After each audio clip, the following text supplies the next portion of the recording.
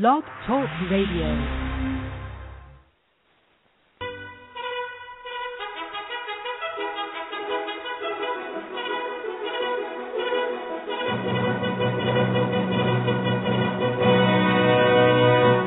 Basically. What the hell is that?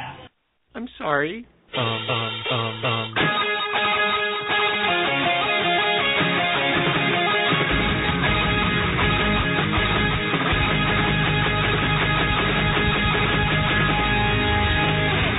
Well.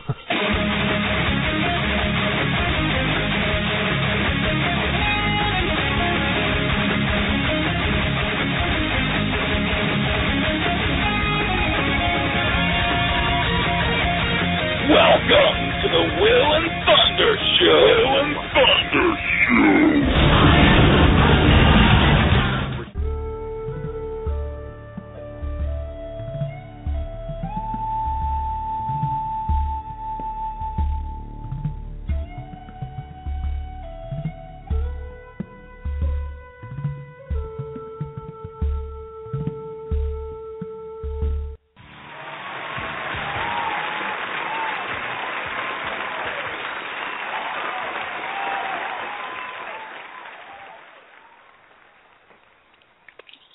Well, welcome into the Will and Thunder Show. It's Tuesday night, and we've got a great show ahead of us tonight.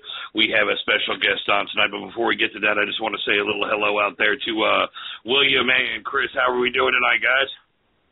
I'm great.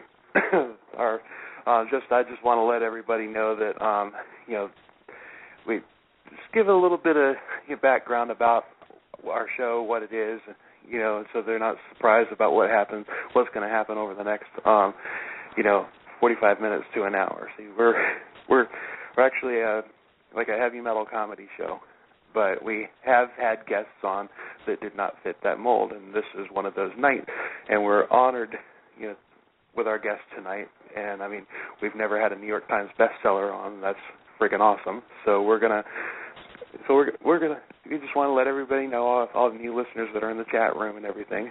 We're gonna have fun for the first 45 minutes to an hour, goof off like we normally do, and then we're gonna get serious and give our guest all the respect that she deserves, because we're excited to have her and we're honored. Absolutely, yeah. This is kind of a big thing for us right here, New York bestseller. We've had a couple authors on our show before, and one definitely should be on the New York bestseller, and one day will be, absolutely. But, this is going to be awesome. And, yes, we're going to have a lot of fun this first 45 minutes to an hour. Just going to get down, have a little fun, do a little goofing off, and then after that, we're going to get serious. And I can't wait to get to pick the brain of somebody who, has that much genius. So it's going to be fun. We're going to have fun the whole time. And I take my goofing off very seriously, so. So do I, Goofing off is an art form. That's absolutely right. Actually, we do very well at the goofing off part as well. So, anyway, how's things going, Chris? How are you making it today? I'm here. I made it. I'm in one piece. We're going to do this. So, all right, Will, so you have, I noticed that you mentioned before the show that you have a proposal or something new that you wanted to add to the show or suggest or put out there. So what is going on, man? I need to know. I'm dying of suspense.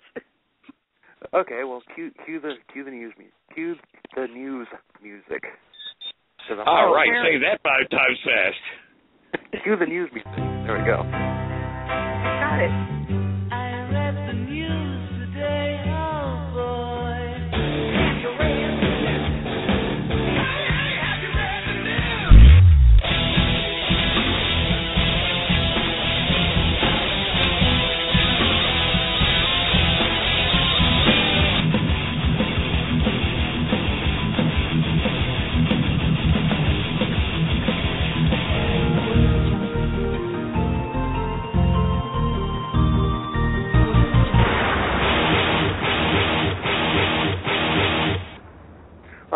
getting right off with the news, and I'm launching an official campaign right now, right here on the Will and Thunder Show, and it's time that that heavy metal music, our baby, gets the respect that it deserves. And I came to this realization after seeing the latest Super Bowl halftime show with Katy Perry on it. Now, whatever, she's got a good singing voice and whatever, blah blah blah. And it got me we thinking, should probably mention real quick to our audience that we also love football, so we talk a lot of football on the show. So yes, we do. A lot of football and a lot of music. So we have Katy Perry. She's doing the halftime show, and I got to admit that walking tiger thing that she had was really cool. But to me, I'd rather see a big walking Eddie. Eddie, of course, being the mascot from Iron Maiden. So I am putting together. There's a Facebook page, and the title is "Put Iron Maiden, Judas Priest, or Metallica into the Super Bowl halftime show." And why those three bands? Why those three bands? You might not like Iron Maiden, but you might like Metallica or whatever, blah, blah, blah. Those three are the most influential, iconic metal bands out there. They have sold millions upon millions upon millions of records, so they do fit. They definitely fit the criteria that the NFL has laid out for one of their Super Bowl halftime guests. So I figure if we can get 1 million plus people to like this Facebook page, then maybe we can make some noise with the NFL, and maybe Metallica gets on first. But if Metallica's on, we're getting heavy metal into the Rock and Roll Hall of Fame now, finally. So why not? I'm going with Iron Maiden because I'm going to vote Iron Maiden because I want to see Bruce Dickinson land Ed Force One in the middle of the football field. Well, otherwise, it's a no-go for me. That's a 747 jet, and as big as the stadiums are, none of them's big enough to land that kind of a aircraft. Well, then you sacrifice a few people for the love of the metal. It does, what can I say? I'll volunteer. Bring your daughter to the slaughter. That's so metal. All right, instead of taking people out, instead of ruining lives and all that, there's a simple solution to that. There's a thing called Air Force 2. It's a helicopter that can land perfectly in the stadium. Nobody has to lose a life. Ed Force, not Air Force. That was better than my plan of putting all the death row people and convicted criminals, and that was my plan. Just put them all, in the general area where it might land. But still, there's not enough area to land. They require about 3 miles worth of landing just to get one of those things. If you try to come in too slow, it's not a Harrier. It can't hover. That's why I said use the helicopter. Can't you let me have my dreams? Why do you crush my dreams? My God.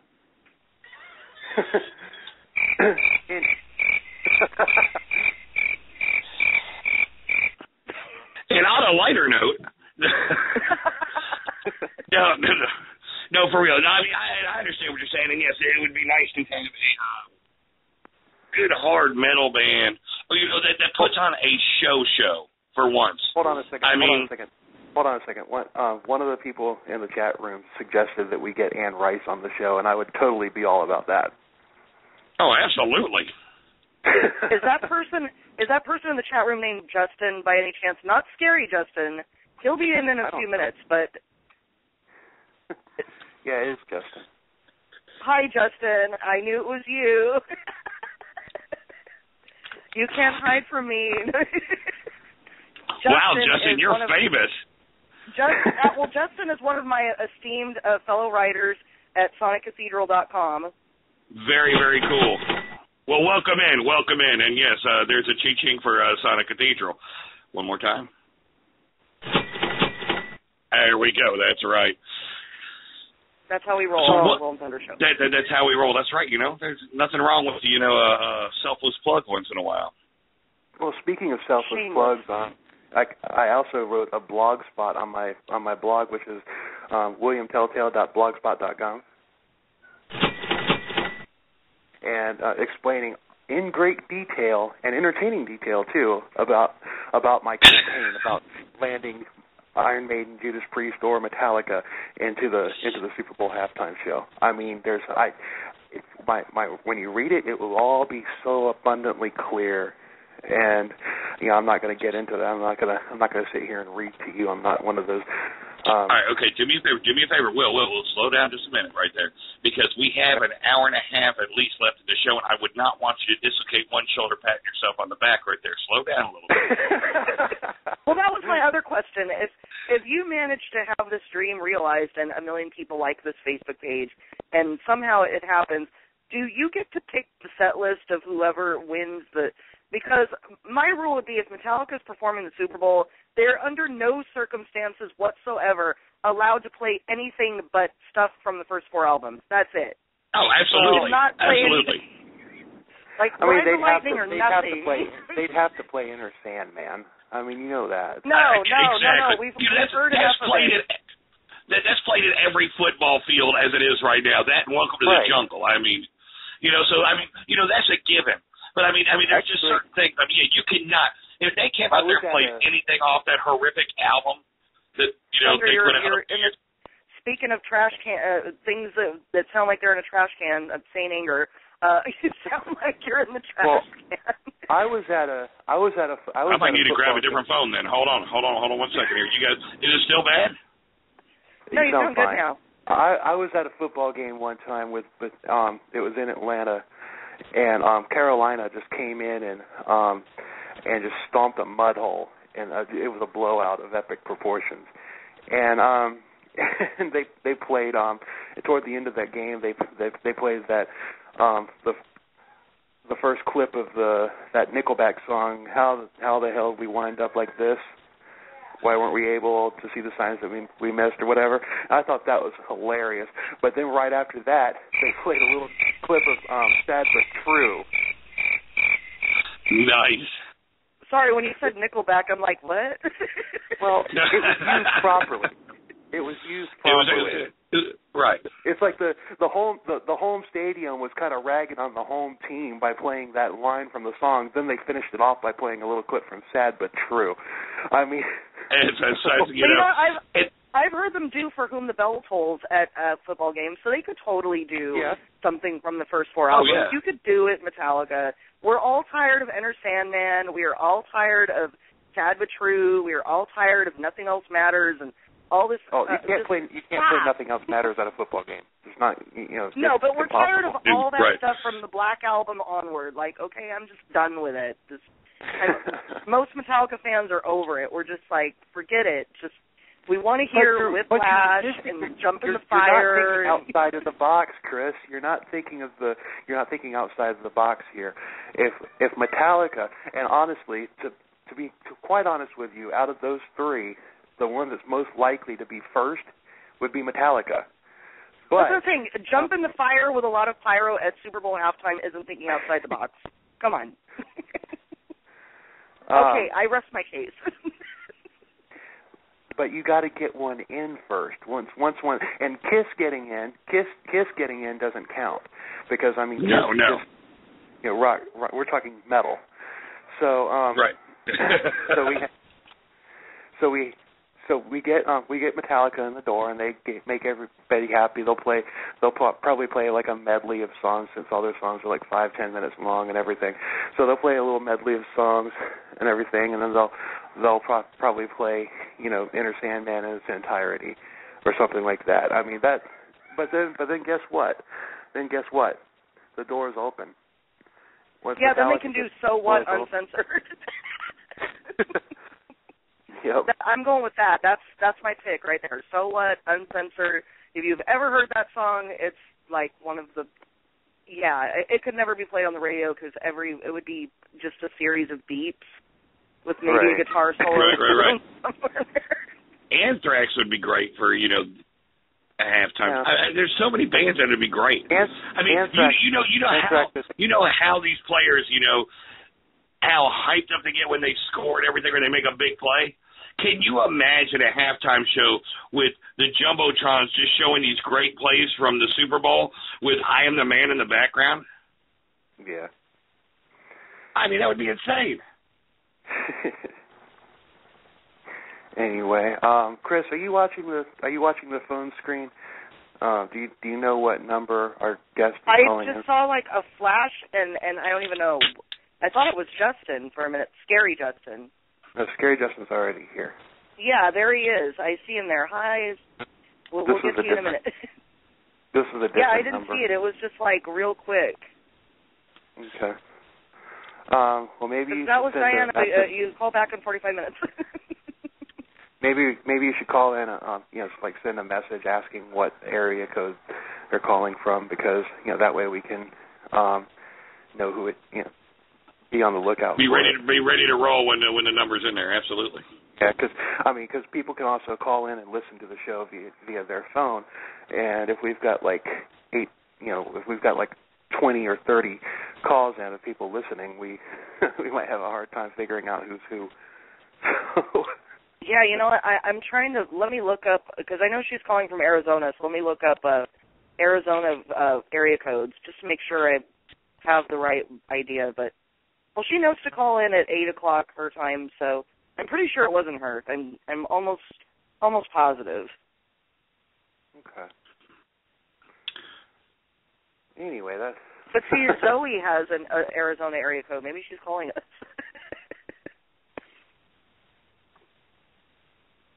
Where did everyone go? It was the aliens. So anyway, now that we've got this new thing happening here, everybody, you got to get behind us here and let's do what we can to make next year's Super Bowl halftime show. It'll probably take a couple years, but still. Well, let's get started this year and let's see, how far we can get. You never know. Well, and you're probably right, because next year's show is probably already, inked in, and they're already working on, how about it. I would think the next 2 years are in the bag, don't you? I mean, as long as it probably is that way.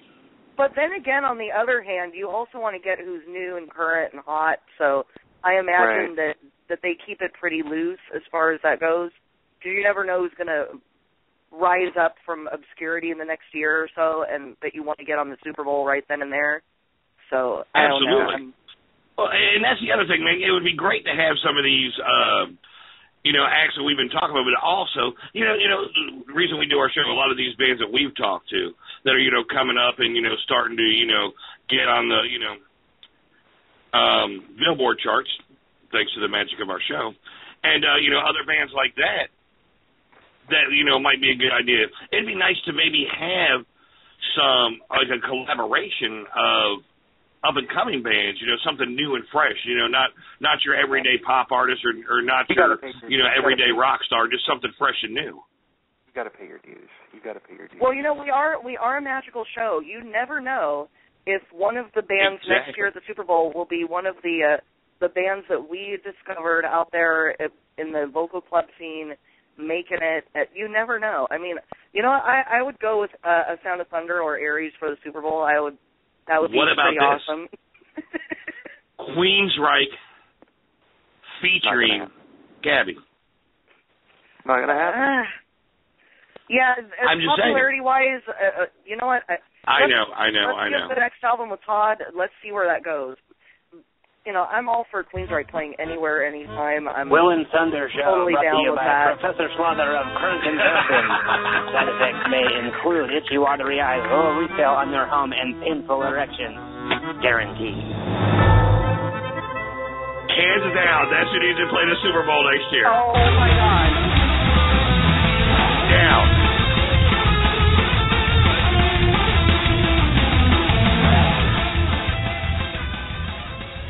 Oh, my God.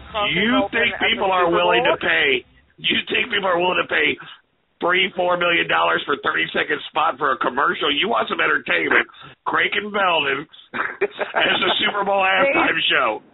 That right there, ladies and gentlemen, that's entertainment. I don't know. Look. For our new listeners out there, Kronk and Velpen are by far, hands down, the craziest guests we've ever had on our show. They're always so entertaining. They make us laugh. They're just hilarious. We love them. Kronkenwelpen for the Super Bowl. I'm going for that. That's what I'm saying right there. Look, it's I mean, the Zamboni or whatever, the Zambuki or the accordion. Can you imagine? Okay, now look. Katy Perry came out on a giant lion little thing right there. Can you imagine? All right, now take like a Oriental parade where they have the giant lion thing that runs around with all the people. It's called Asian. Asian. The 21st century. No, exactly. No, that's Chinese. It's not Japanese or the Chinese parades have. Yeah, but nobody says Oriental anymore. Anyway, Asian, Oriental, Chinese. I apologize. Man, but anyway, can you imagine a giant accordion like that? With all the people running around with the accordion, jumping around and cranking Velden play, it'd be insanely awesome. That would be. Yeah. Now I've got. Let's get away from the Super Bowl. I just gotta say, once again, Facebook. The name of the page is put Iron Maiden, Judas Priest, or Metallica into the Super Bowl halftime show. That's the name of it. Find it, join it, share it. We'll put it up on our Facebook, on the Will and Thunder Facebook page.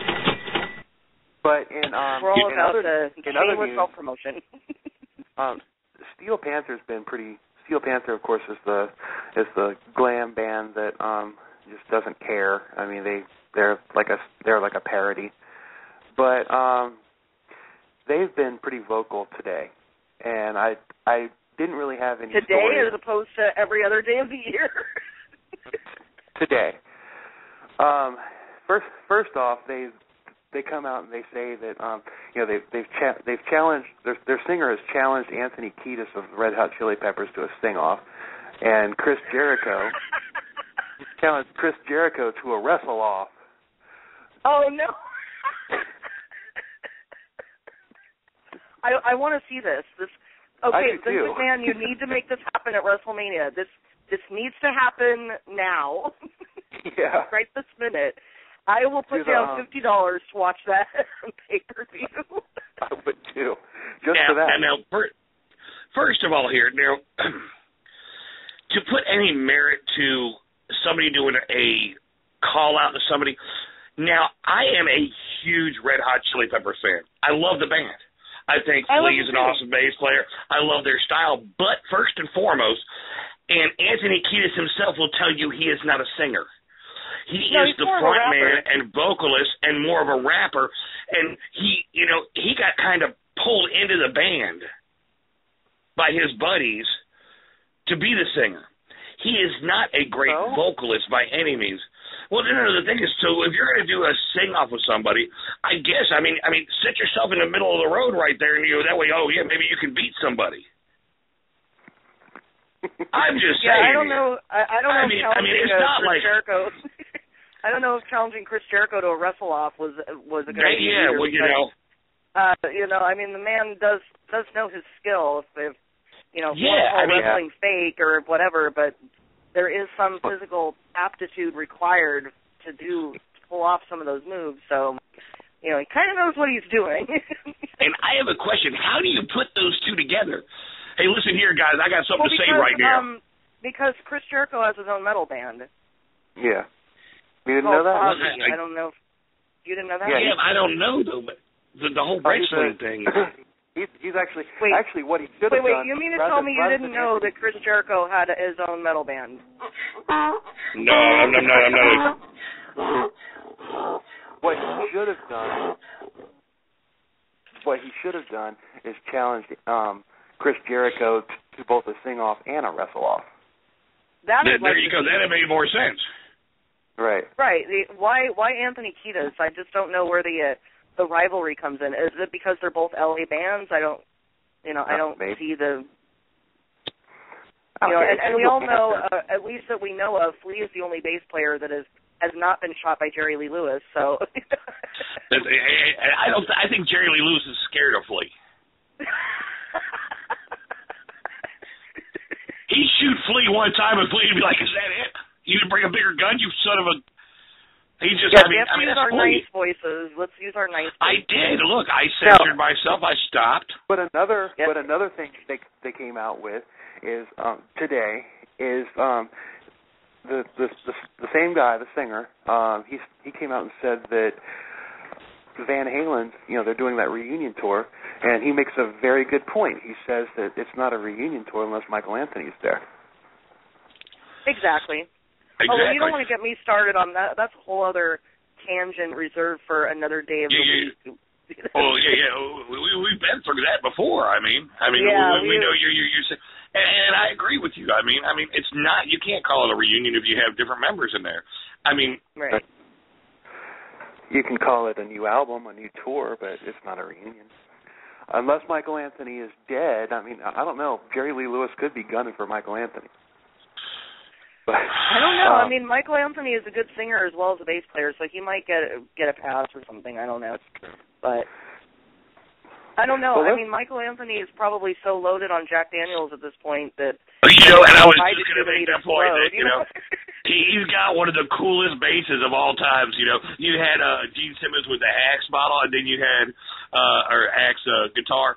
Then Michael had the Jack Daniels bass. Well, also hanging out with Sammy Hagar all these years, he's also become more 180 proof, dude, all the tequila and rum. That's right. So it's just like, Cabo I don't Wabo. think Jerry Lee, I don't think he could shoot Michael Anthony because he would explode and then therefore kill Jerry Lee in the process, and that would kind of be self-defeating, wouldn't it? That's Jerry. That's Jerry's defense right there. He's like, I wasn't shooting him. I was just trying to tap him. He was playing with a pick. No. Oh, damn. Okay, well let's get off of the. We got to get to Scary Justin because no, we got it. For everyone in our chat room. We got to do 5 words. Let's do 5 words. We got to bring in Justin to do the 5 words because he has 5 words. Oh. Okay. So this is our segment. He might have more than 5 words. Let's not put people in a box. He might have more than 5 words. Okay. Right. Well, Will needs to explain the 5 words segment real quick to our new listeners out there. So, okay. Will, what is 5 words? There's a Twitter Twitter thing where 5 words to ruin a date, 5 words to ruin a job interview. Well, we kind of took that and ran with it, and every week we try to do 5 words for this situation or that situation. And this particular week we have 5 words never to say to your mother-in-law. Awesome. This is going to be fun. Well, let's get Justin in here. Let's bring Justin in real quick. Hello. Hello. How are you, Justin? Well, actually, let me rephrase that. Let me rephrase that. It's 5 degrading things to say to your mother-in-law. Okay. Okay. Okay. So I guess you guys can go first because I've only got one. I've only got a couple. So Justin and Thunder can go first because they probably. I mean, Justin's so good at this; he comes up with like 50 in within 2 minutes. All right, Justin, you do one, then I'll do one. All right, let's see. Are you into younger guys? Wow. All right. Your daughter must be adopted. Oh. That's nice. I've got one. Let me see here. I've got should have married her best friend.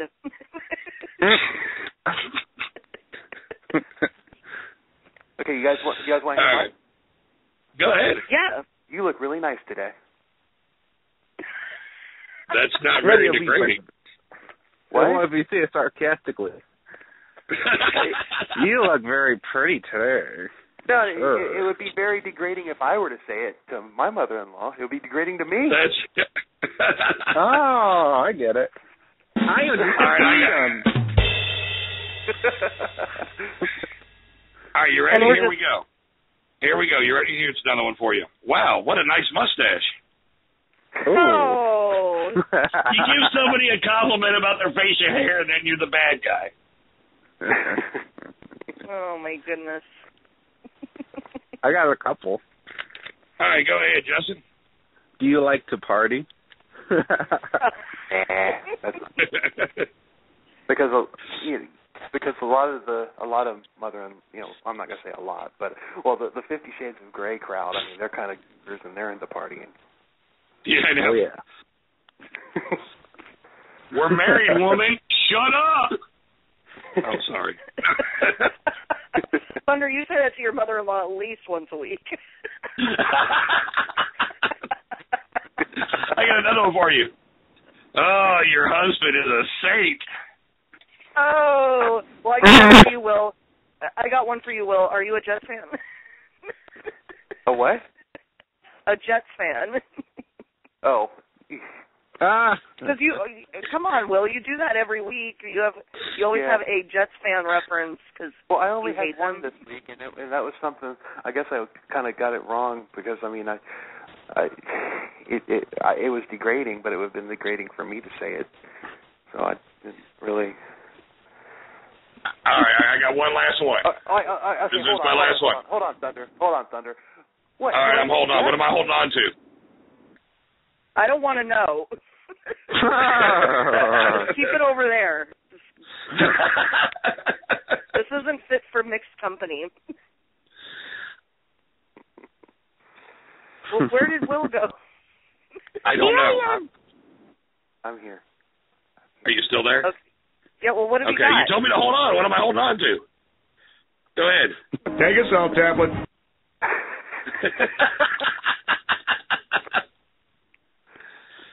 Hey, Scary Justin, what's up?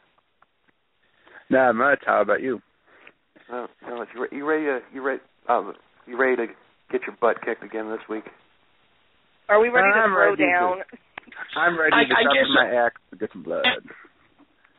You know what?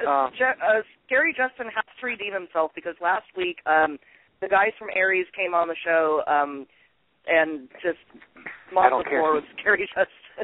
I don't care if he's not a regular cast member. I don't care because of the fact that he has a whole week to write this stuff up, and then he just springs them on us. We have no idea what he's going to say, so therefore, advantage Justin.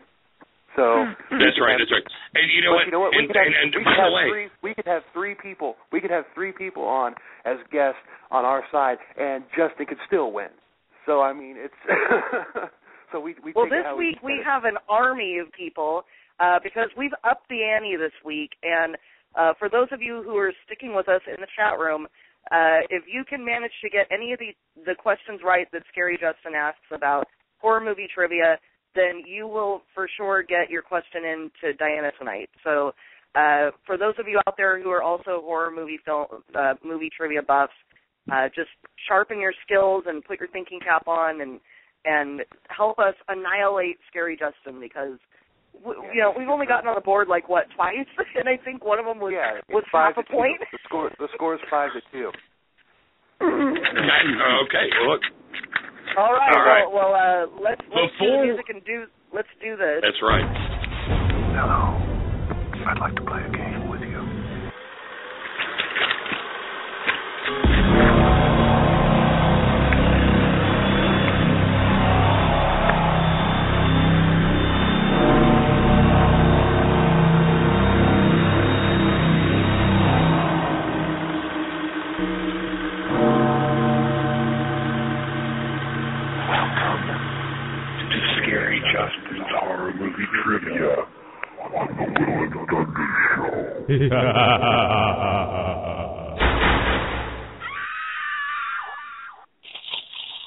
All right, Justin, you're going down.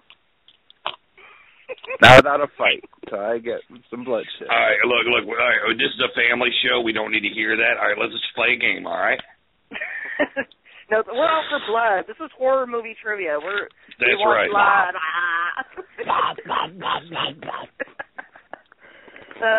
We're zombies. We want brains. Come on, a Bloody Mary. Good luck on this show. You're going to starve right here.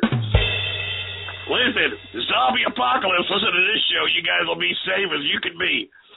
Go ahead. Well, all right, go for it, Justin. All righty. This one is probably easy.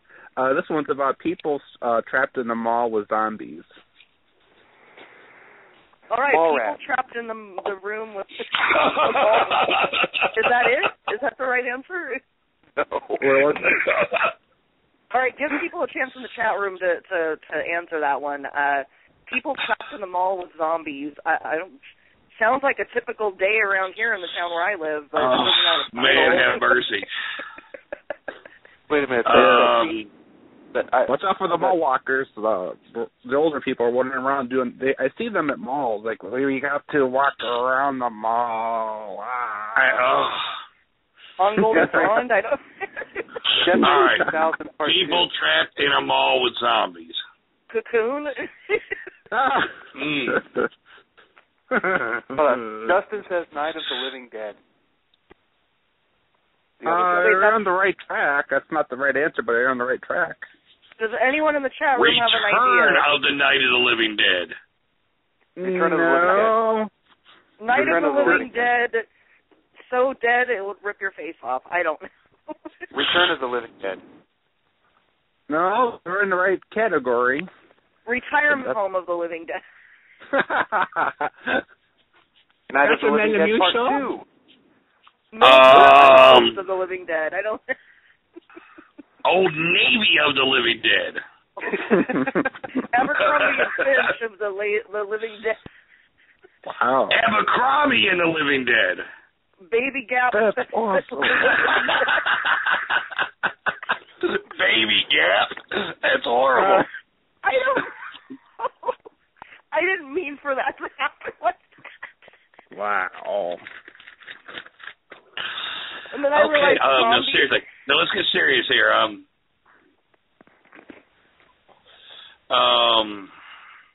Anyone? Does anyone in the chat room have anything? No. Oh. I'm calling a lifeline. Can I call Regis? He's a zombie, right?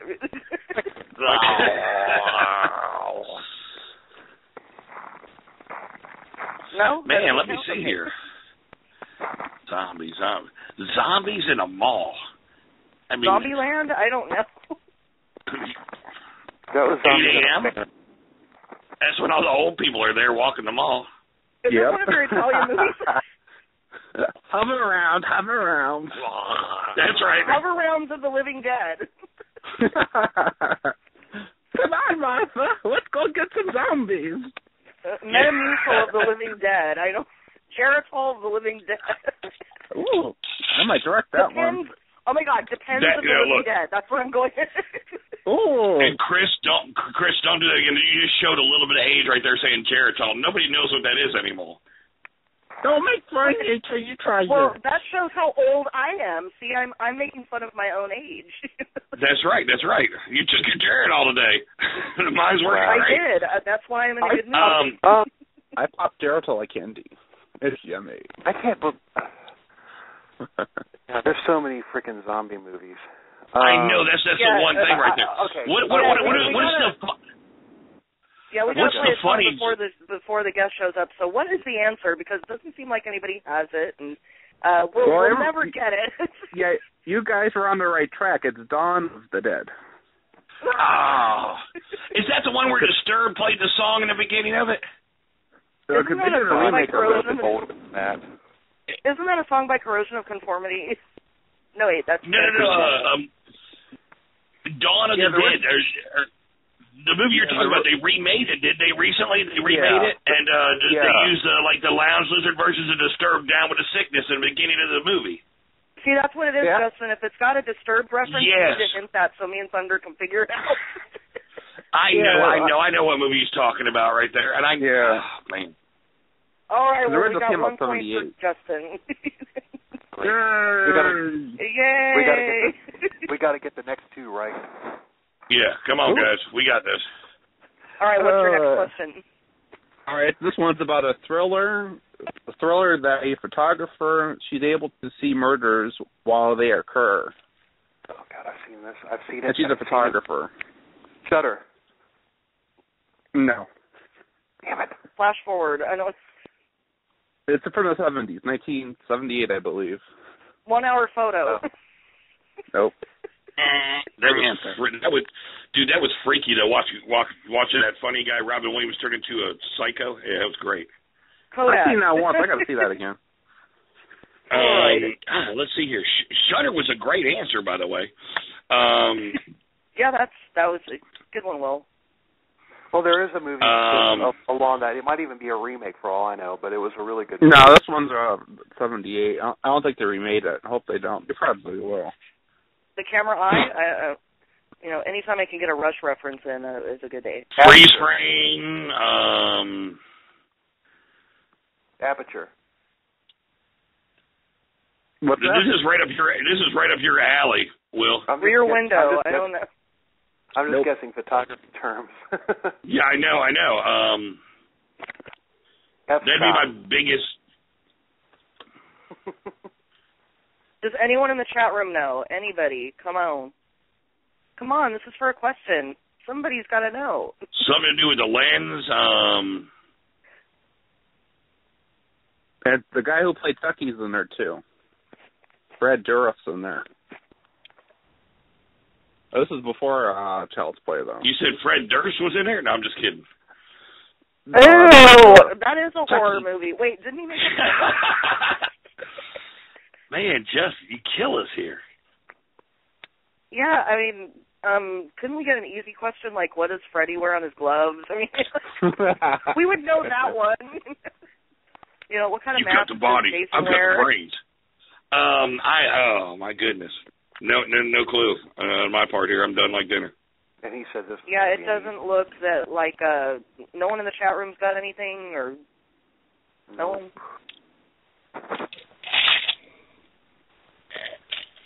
Nothing. Wow. Anybody?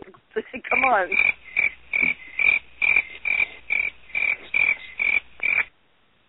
All right, Justin, you have once again defeated us on another question. So what is the answer? It's called The Eyes of Laura Mars. How the hell am I? I just, and I just cursed when I said I wasn't supposed to, but how the heck am I supposed to know that? Faye Dunaway played Laura Mars before Mommy Dearest did this. Mommy Dearest was in it, and I didn't. Yeah, okay. Faye Dunaway played it. it. And by the way, no wire hangers. By the way, our guest is scheduled to join us in about just over 15 minutes. She'll be here hopefully, and we'll so we're. Yeah, Justin's going to ask us one more question. So everyone in the chat room has one last chance to get a question right, so they can get their question to Diana in before and then after he's done, we're going to play a quick song to take a break and redeem ourselves. And then hopefully she will be here by then. So go for it, Justin. What is the final question that you were going to kick our butts on? All right, this one might be easier. This is a remake. That was originally they did in Japan, and they renamed it and everything. But it's basically about you watch this VHS tape, and you have 7 days to live. Oh, oh my God! I know this one. They just made a movie of it where you watch the DVD. Is it The Ring? Yes, it is. Oh my God! We're on the board. Do you know what the original title, the Japanese version is, though?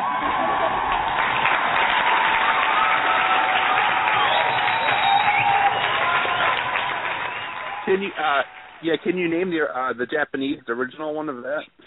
No. I cannot right now. There's a couple movies that came out in that same time frame that were originally Japanese or Asian movies that was one of them. The other one was the one with the girl who played Buffy the Vampire Slayer on a TV show. And both of those had Japanese names to them, and I cannot remember or cannot pronounce either one of them, but yes. I'm going to guess Yoshi. It's called Ringu. That's the original title. I'm guessing it was all in Japanese. I think I've seen it once. But yeah, it was in Japanese. Yeah, they remade we never it. would have guessed that, but we're taking our half point. Yeah, the other one was, as I said, with I can't think of her name or actual name. The one that was Buffy the Vampire Slayer in the TV show. It shows her where she was washing her hair. Yes, Sarah Michelle Gellar, where she's washing her hair and the hands come out. And she's washing her hair, and it's like Yes, I had a little. Now, those are the movies that really freak me out that have a little kid in them that is really scary and freaky. That had the little cat kid, the oh yeah, I don't. They come through the TV. You mean like they the come through the Godsend? TV. That's a really good one. So I just got a question. Have you, Justin? Have you seen or read the Outlander books? No, I have not. Oh. Have you watched the show at all? No. Is it on cable? Is it on Starz? Yeah, I know. Poor Justin right now. His rent situation is not allowing him to have good TV.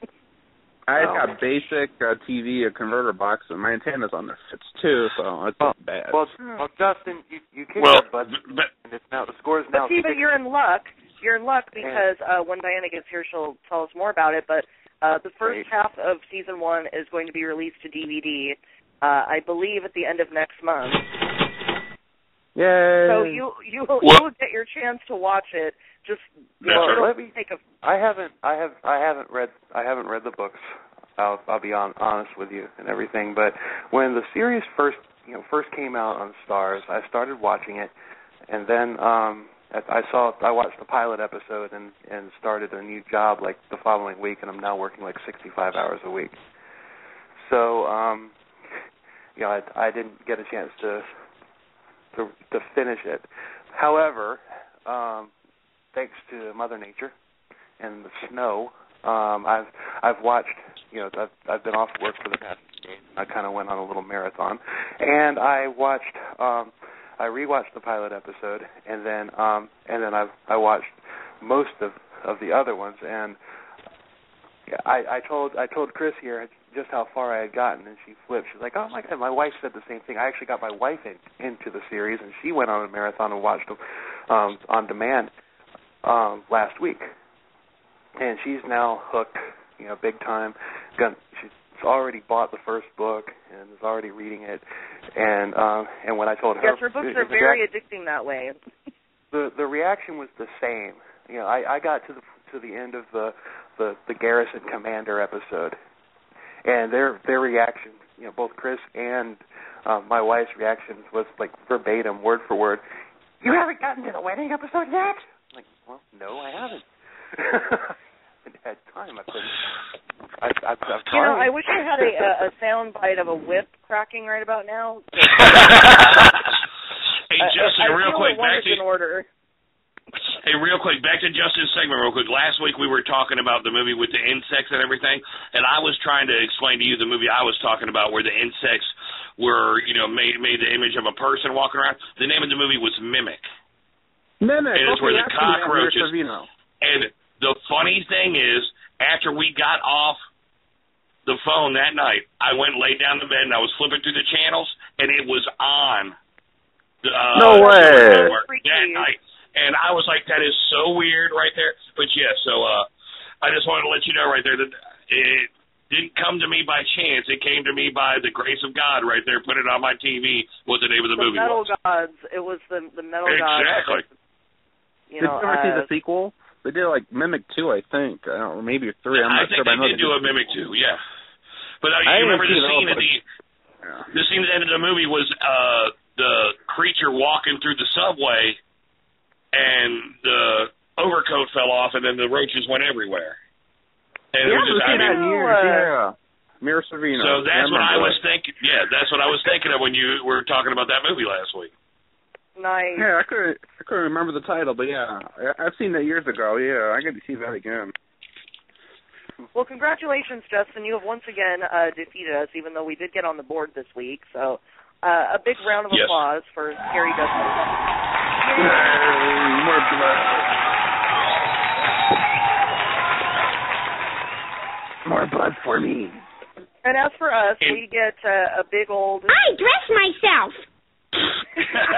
That's about as good as we do every week on Scary Movie Trivia. You'd think that one of us would start watching more scary movies, but... Exactly. We're busy. I watch we have scary movies. Outlander episodes to watch here, people. We have That's right. things to do. Here's a quick question. this is something we need to put out there because I have looked and looked and looked, and I have HBO Starz and all that, and I have not found the Outlander series when I'm looking through the TV. So maybe it's my timing, because I work nights. When I come home or in the daytime, I have not found it.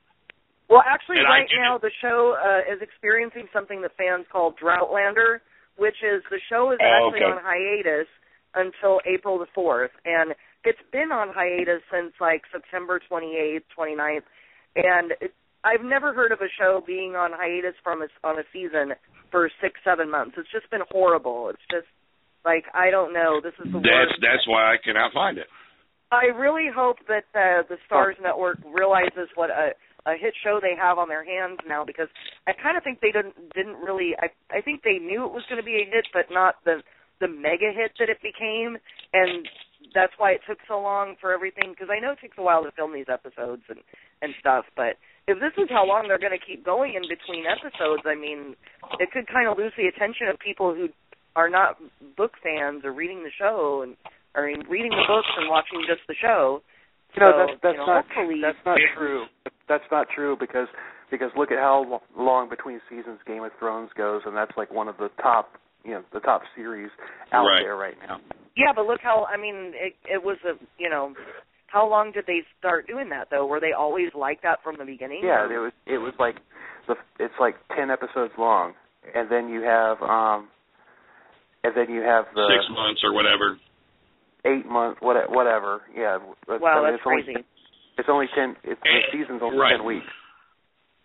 And the cable channels, or the pay cable channels especially, do that. I mean, Spartacus was, almost like that. A lot of the shows were like that. But it does. This is a long hiatus for that. But and this is huge because the amount of books in this series, and to put that to television, this show could that's literally huge. go on for 20 years, and it would not even begin to scratch the surface of what's written in these books.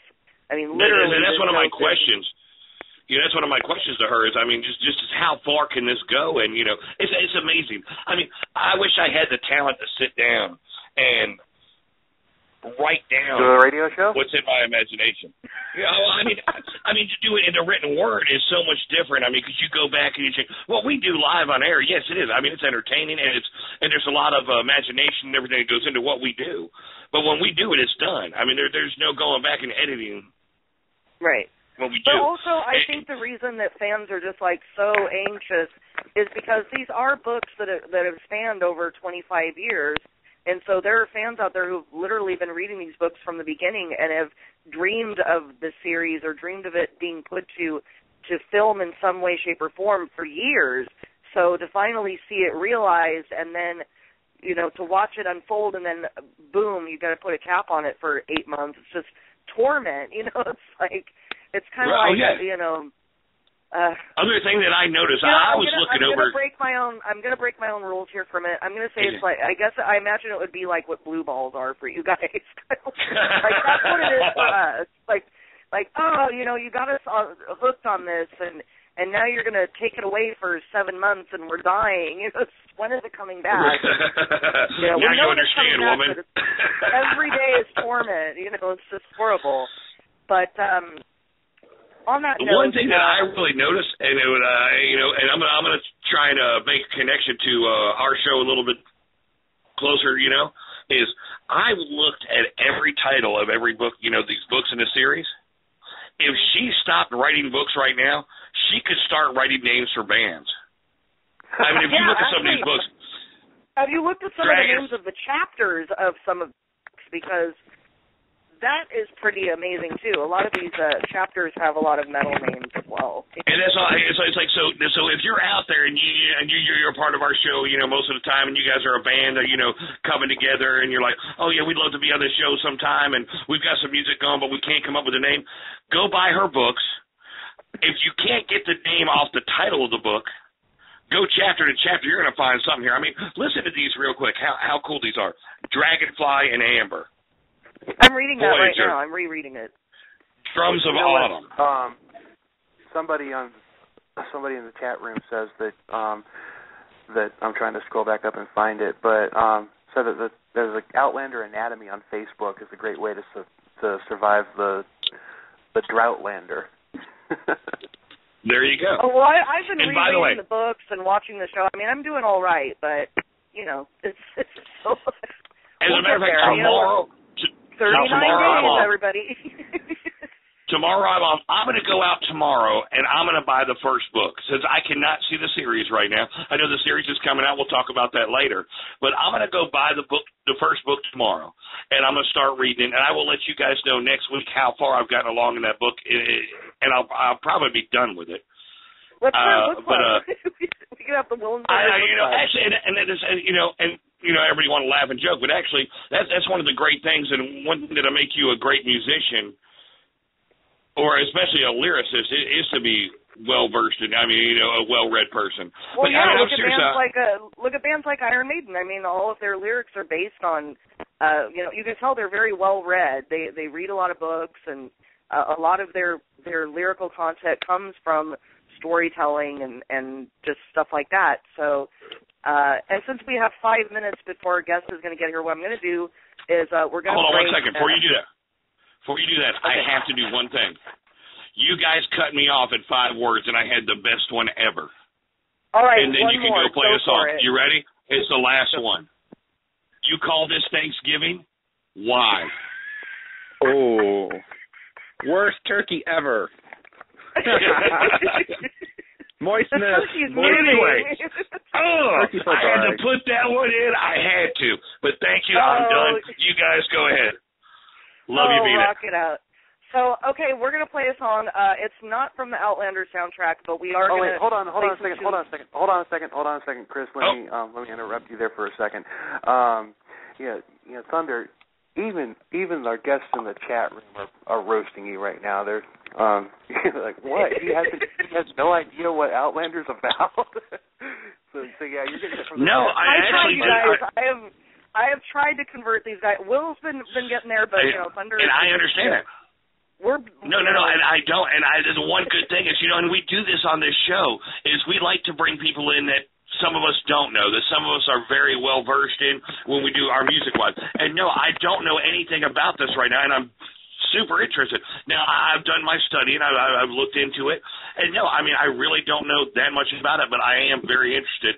And, yeah, you guys could roast me. I appreciate it. Bring it on in.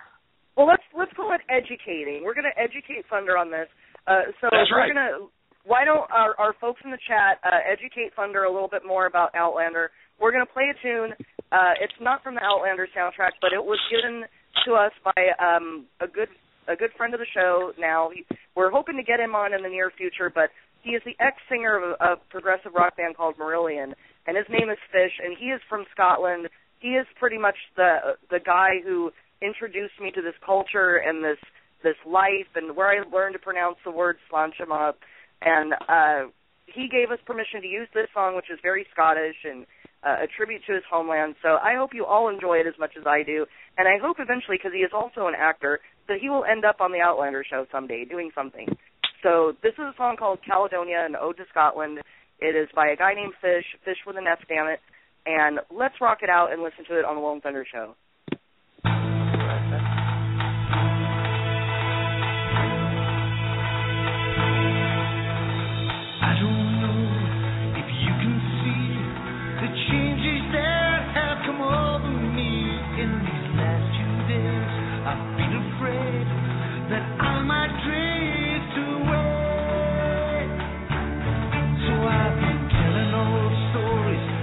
Songs that make me think about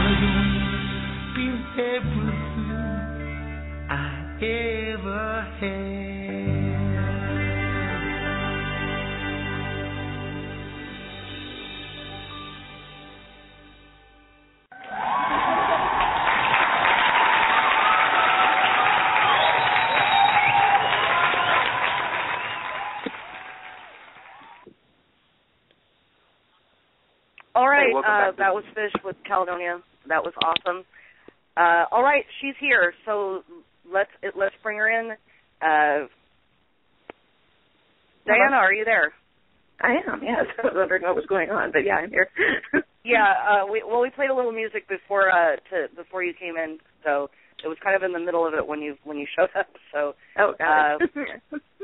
ladies and gentlemen, we're so honored to have Diana Gabaldon here. So,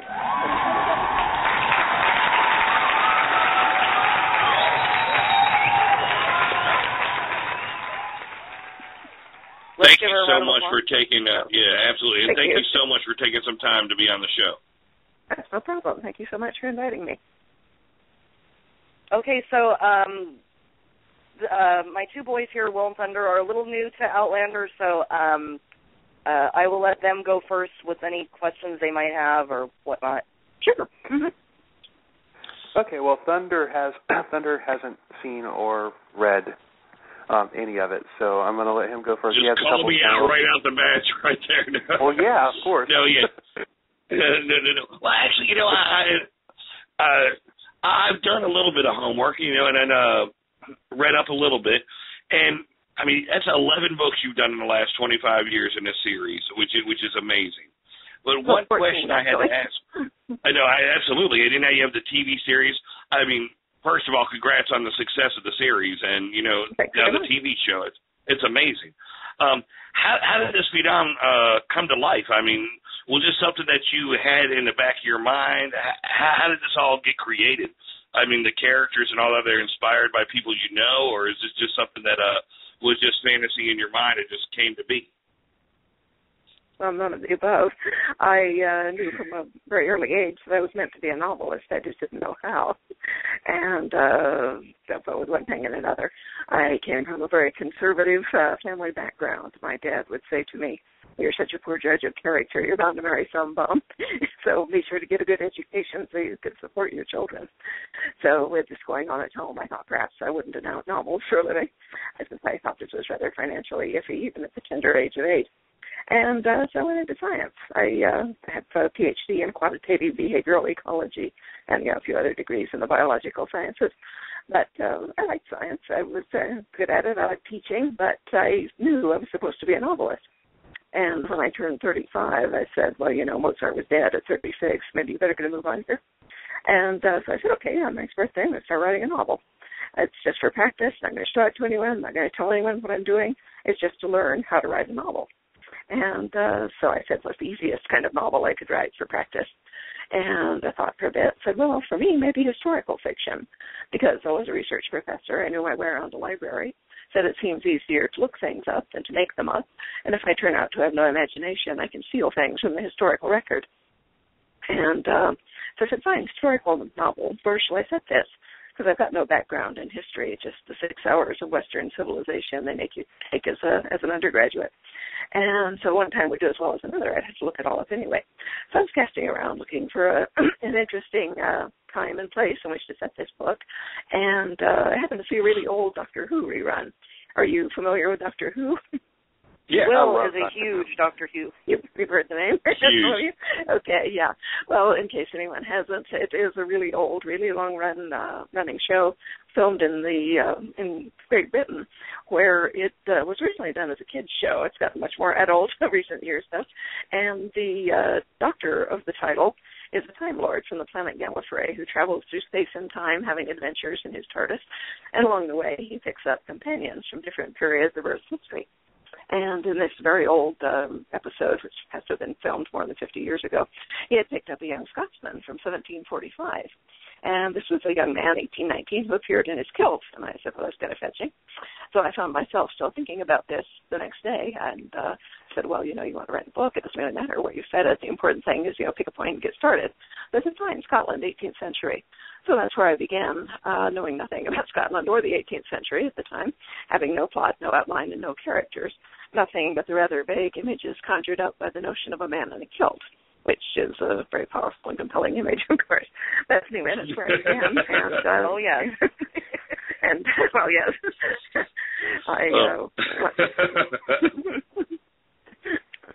But in answer to your other part of your question, no, I don't base characters on people that I know, with a few minor exceptions. I will every once in a while write a friend of mine into a book as a joke, or, as a tribute or whatever.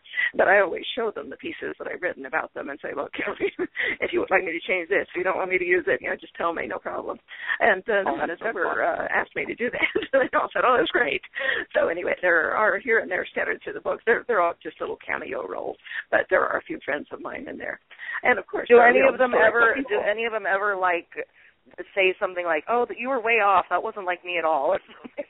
Oh no. I mean, like I say, I show them the pieces, and they realize that they're written as jokes, and in some cases I see exactly where they came from. But no one's ever asked me to change anything, or let alone taken offense at it. Actually, there was one. It's so much fun and light-footed right there, and you can imagine as a friend, you're like, and just the gratitude of, you kind of thought of me right there, and you could use, our friendship and what you know about me and do it light-footed like that. That'd be awesome. If I found a friend of mine who did that in a book, I'd be like, you know what, I love that. And, you put anything you want in there, it's awesome. Yeah, they're immortalized forever. And that actually that actually opens up a question that Justin, not Scary Justin, but our friend Justin from my dear friend from SonicCathedral.com, he had a question. And that was, he said, what is the greatest difficulty you had from the beginning with structuring narrative for Outlander? Have there been any new challenges that have cropped up that are unique with the later installments? I guess, in other words, did you envision what the novels ended up becoming when you first started out? I guess that would be the most succinct way to put it. Did I sit down like J.K. Rowling, plot everything out, and say, there's going to be so many books, and this one's going to start here, and this one's going to end there? People think it really works that way, but no, I don't plan out a thing before I start writing a book. I don't start at the beginning, and I don't end at the end. I write things where I can see something happening. And so to begin with, all I need on any given day is what I call a kernel. It's a very vivid image, a line of dialogue, something that I can see concretely or hear or smell or whatever. And once I've got one of those, I write it down as well as I can. Then I sit there and stare at that sentence or two sentences, and I move things around and add clauses and take out adjectives and shuffle things, trying to get the sentence to be as clear and elegant and euphonious and, as expressive of what I'm thinking as I possibly can. And while I'm doing that, my mind is sort of kicking up questions, like, what time of day is it? How is the light falling? Is the room cold? Sort of trying to figure out where I am, and in some of the later books, whose head I'm in. The first book is written entirely in the first person because, I was writing it for practice. Didn't see any reason to make things difficult, and that would just be a viewpoint that came most naturally and easily to me. But no, I don't have any trouble with the narrative structure. It's sometimes a challenge figuring out where the pieces fit, but owing to the way I work, it's not that I have to make up a plan and say, will this work, will this work, will this work? Oh, my God, I'm stuck on Chapter 6, which a lot of people say to me. And I say, well, do you know what happens in Chapter 7? I say, oh, yes, but I can't write that until I get Chapter 6. Of course you can, because you have to write that straight line. That does kind of show in your books a little bit, though, but the way that so many different mini novels have spawned off or branched off into, especially with Lord John and you're working. Are you working on a novella right now about Master Raymond, who is one of my favorite characters personally? But no, I'm not. In the fullness of time, I'll probably write an entire novel about Master Raymond, but I'm not there yet. Right now, I'm working on the 9th book of the main series. Have you read the novella called The Space Between? Because that one does have Master Raymond in it in a fairly significant role. Oh, you know what? You have so many of the other. I have all the Outlander books, and I have, I think, one or two of Lord John, but I'm still working on all the other ones. But okay. And then my brain just totally went blank right now. Well, the one thing you said there that was just totally amazes me there is that there's so much more into the writing concept that a lot of us laymen really think about. When we read a book, we're just, going along with the story and, enjoying the thoughts that you have. And when you're talking about, when you write a sentence and you have to think about, all right, what time of day it is? What am I doing? What else is going on around there? And describing that to make the whole sentence a complete fiction right there, that really opened my mind right there and opened my eyes when I'm reading a book is, into the mind of the author right there, because you have to it's not just dialogue. Like now that you guys are doing scripts and you're doing the TV series, all the visual effects are there. So it's the dialogue is what's the written part right there. And the rest behind there with, with the screenshots and doing the, background is already there. And in a book, that's given to you right there by the author. And that really, I don't know, as I said, it just opened my eyes there to kind of a new feeling to, when I'm sitting back reading a book of what you're going through as an author to try and describe the whole, everything that's going on. And that was well put. Well, thank you. As I occasionally say to people, who complain to me about how difficult, their novel is, I'd say, look, if it was easy, everybody would do it. Exactly. Well, now I remembered what I was going to ask. You just mentioned you're working on book 9. So for those of us out there who are also fans of the show, what do you think will come first, book 9 or season 2? Well, I can answer that one for you. It takes me 2 to 3 years to write one of these books, and they'll start filming season 2 in May. It will air probably in the spring of 2016, so certainly you'll get season 2 before you get book 9. Oh, okay. I had a I noticed Will. Oh yeah, go ahead, Will. I saw your question here. Well, first off, I mean, I'm a huge fan of both Ronald D. Moore and Bear McCreary. Ronald D. Moore, of course. Those guys are great. Yeah, he did the reboot of Battlestar Galactica, which is like one of my I love the original series, but as a kid, but that reboot was incredible, and of course Bear McCreary did on that. And Bear McCreary's done the music in just about everything that's popular these days. He's just The Walking Dead. I'm amazed. Yeah, another show on Starz, Black Sails, which is an incredible show. Yeah. So, how did you wind up? How did Ronald D. Moore contact you, or how did that work? Well, it's a slightly long story, but I'll boil it down as much as I can. To start with, you probably have some idea what a film option is. That means if a production company or someone is interested in making a movie or a TV show out of your book, they approach you or your agent and they offer you what is usually a modest amount of money for what's called an option. And all that is an exclusive period of time during which they have the sole right to try to develop the property. That is, to round up a director and get funding and, arrange contracts and, maybe pitch the show, if it's a show, to networks and get everything set. If they can do that, and it's a long shot, them being able to do that. Most options expire without being used. If an option expires in that way, it comes back to you at the end of the time, and you can then either extend the option if you like the people and want them to keep trying, and if they want to, or you can sell it to someone else, or you can just sit on it for a while. Sir Anthony Burgess, I heard, lived off his film option for A Clockwork Orange for 35 years before someone finally made a film of it. Though when they did, it was quite a good film. Outlander was written 25 years ago, about that. Anyway, in that intervening time, we have optioned those books only 4 times, because when you sell an option, you want to deal with people who've actually made a movie. Which cuts out about 95% of the people who asked. Of the remaining 5%, you want someone who's actually read the book. Because a number of them just want it because it's a bestseller. They plan to write their own, Kelson Highland story, and they don't really care what yours says. And of those who've read the book, you want people who understand the book. I had a very nice producer who flew over from Hollywood to talk to me once. We were getting on very well over lunch. She wanted to do a 4-hour miniseries for ABC. And we were getting on quite well, but at one point she said, well, ABC has their own stable of actors that they like to work with, who are mostly Americans. She said, now, of course, Jamie needs to be Scottish because of the kills in the accent. She said, but I don't see why we couldn't change the script and make Claire an American. I said, oh, you don't? Well, in that case, you don't see why I won't give you an option either. But I didn't. Right.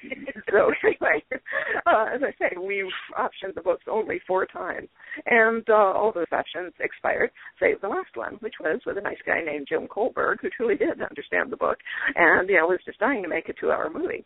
And he made several small films that were critically acclaimed, very successful for their size, and we liked him and we trusted him with the material. So he set in trying to make a 2-hour movie. Well, this is, as I say, a very difficult prospect, even more so when you're dealing with a book that cannot be described in 25 words or less.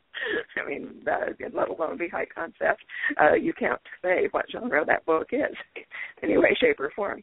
But all you can do is start telling people the story and hope they're engaged, which luckily seems to work most of the time. Anyway, Jim did everything he could. He engaged several very prominent screenwriters to write scripts for him, and some of which I saw.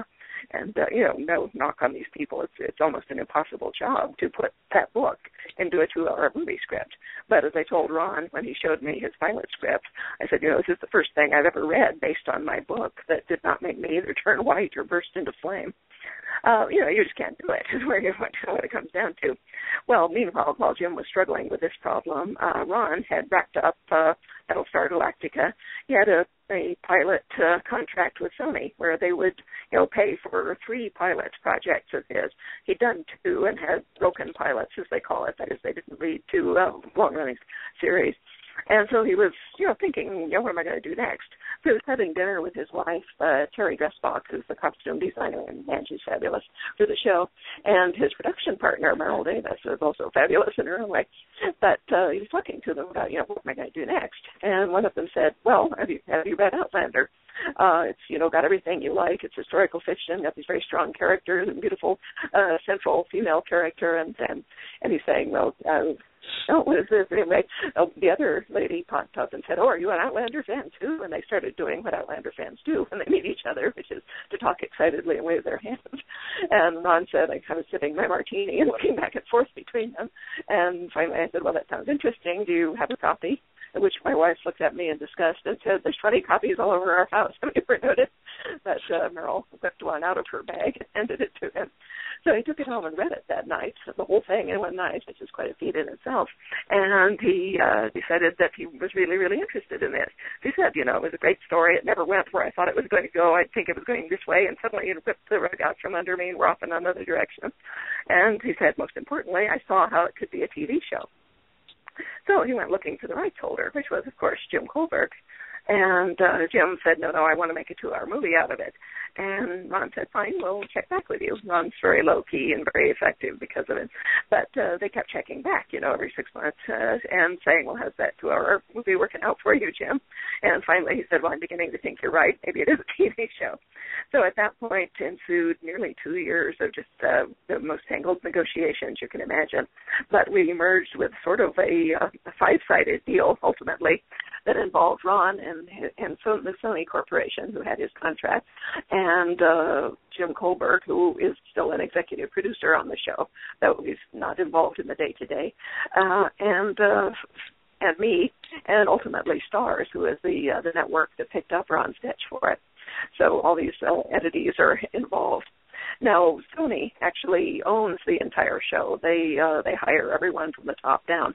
Starz, however, is the U.S. distributor and therefore in charge of, the marketing and merchandising and things like that in the U.S. Sony sells the rights in all the other countries, and we'll look for a distributor in each country. So at the moment, I think they told me it's been sold in 87 different countries. So doing well. But anyway, that's how we fell into the hands of Ron D. Moore, and nothing luckier could possibly have happened. Wow, that is amazing. That actually, there's a fan question here from Julia Mallon. She wanted to know, because you were really involved in the season 1 and all that. Are you going to be involved in season 2 as well? Are you going to constantly have an active role in the making of the show as it progresses, or are you going to just kind of let them go the more it goes on, like kind of let them have more control? Or Well, I don't have any control as it is, but I am a consultant on the show. And as my agent told me, we negotiated the contract saying that. He said, being a consultant can mean anything or nothing. Usually when they call you a consultant, it just means they're paying you money so that to stay out of their hair and not do anything. But, they might ask you to do something, in which case it's up to them how much to involve you, and luckily enough, they did want to involve me to a fairly high degree. So, they show me scripts, they show me casting videos. I have no power over who they cast, but they do show me videos and say, well, we really hope you like this guy. So I said to them once, did you have a hand in choosing Sam at all, or was he like one of your picks, or? No. As I say, I have no control whatever over casting, and I would certainly. No. What I mean is, when, like, if they showed you the person that they wanted, were you like, oh, this guy's this guy looks good, or not that you had any like say in it, but like. Yes, they do show me things like that. Mm-hmm. Oh, okay. Yeah, was he one of the ones that you did like? Well, it's not like they showed me a whole row and said, here, pick one. They called me up. Right. I was driving from Flagstaff to Santa Fe, and they called me en route and said, we're so excited, we think we found Jamie. This was like 4 days after they started casting or looking. And so I was astonished, because everyone thought it would just take forever to find Jamie because he's so specific, and so clearly described in the book. You can't really... well, let's put it this way, you can't cast Tom Cruise to be Jamie and have anybody like it. No. So, they were thinking it's going to take a long time to, come up with somebody who meets the outline of Jamie. And here he was 4 days later, and they were so excited. And they said, oh, great. Who is he? And they told me his name. They said, we're sending you the casting video, then you can look at it on your computer. I said, okay, well, it'll be a few hours till I get to Santa Fe. I'll look at it as soon as I get there. So meanwhile, my husband was driving, and I was Googling on my iPhone, Sam Halen.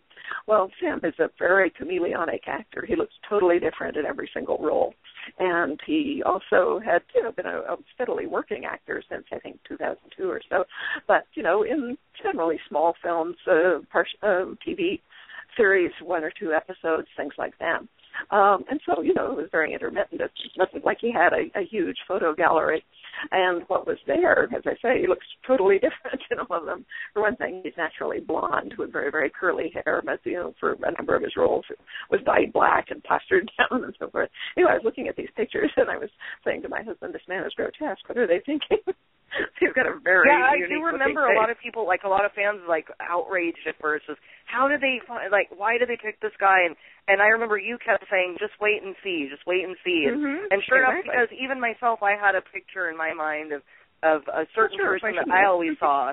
And then as soon as the show came out, I didn't see that person anymore. I saw him, Yeah, exactly. Well, he is a wonderful actor. And, when I got to Santa Fe and was able to look at the casting video, I brought it up and sort of peeking through my fingers.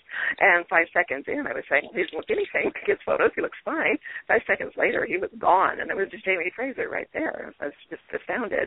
And I wrote back to Meryl and Ron and said, oh, my God, you actually found him.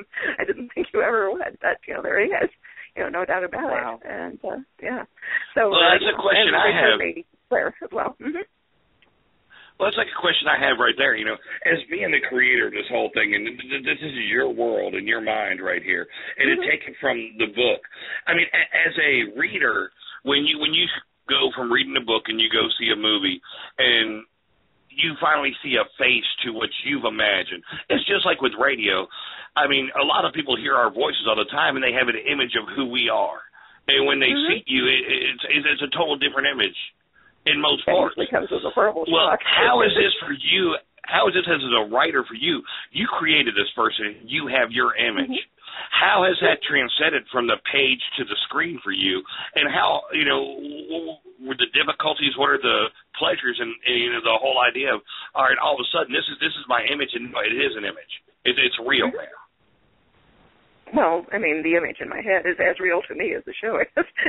It's not really a problem seeing it on the television. That does not say, oh my God, suddenly it's concrete, because it's always been concrete as far as I'm concerned. But I also have absolutely no problem viewing them as separate but related things. And part of that is because I actually understand a couple of things. I used to write comic books for Walt Disney, and I understand how you tell a story in visual images, and it's different from the way you tell a story in text. Quite different. You do different things in in the narrative structure, and both mediums have their advantages, but they do have marked differences. So, I was not expecting it to do all of the things that I can do easily in text, and at the same time, I appreciated the things that you could do spectacularly in a visual medium, which are much more difficult to do in a textual medium. So, I sort of went into it expecting there to be major differences. Also, I had the advantage of having read all of these dreadful scripts that were trying to adapt the movie. So compared to that, anything would have been wonderful. But beyond that, I also have adapted one of my novels to a graphic novel form. So, I kind of know how that works. You have to select the pieces that you're going to use. You're not going to get everything in that's in the book. So I wasn't expecting it to. The third thing is that, owing possibly to the way I write or possibly just to the innate ability that I have to sense patterns, I could see what the pattern was to a television show. They have a set number of episodes, 16 in our case, which is extremely generous. I was telling George Martin about that, and he said, how many episodes are they giving you? And I said 16. And he said, what? They only give me 10. That was very generous. But you need it for something the size of Outlander. Even so, that is only 16 55-minute episodes. I read Outlander out loud for a recording for the blind and dyslexic. I used to volunteer for them, and they let me read my own book when somebody asked for it. Anyway, I know that even read as quickly as I talk, it takes 32 hours just to read that book aloud. So we have slightly less than 16 hours, to cram the visual image of this book. Beyond that, the structure is quite different. I'm writing a novel. I'm God. The climaxes can happen where I want. The speed with which the plot accelerates is completely in my control. If I want to, pause and digress into, this interesting side thing, I can, no problem, as long as I can keep people turning pages, which, I can. And so, the structure of a novel is completely in my hands, and I can take as much room as I need or think I need to do that. The guys running the show can't. They have a very set amount of time, and beyond that, it's a set structure. Each episode is kind of a little arc.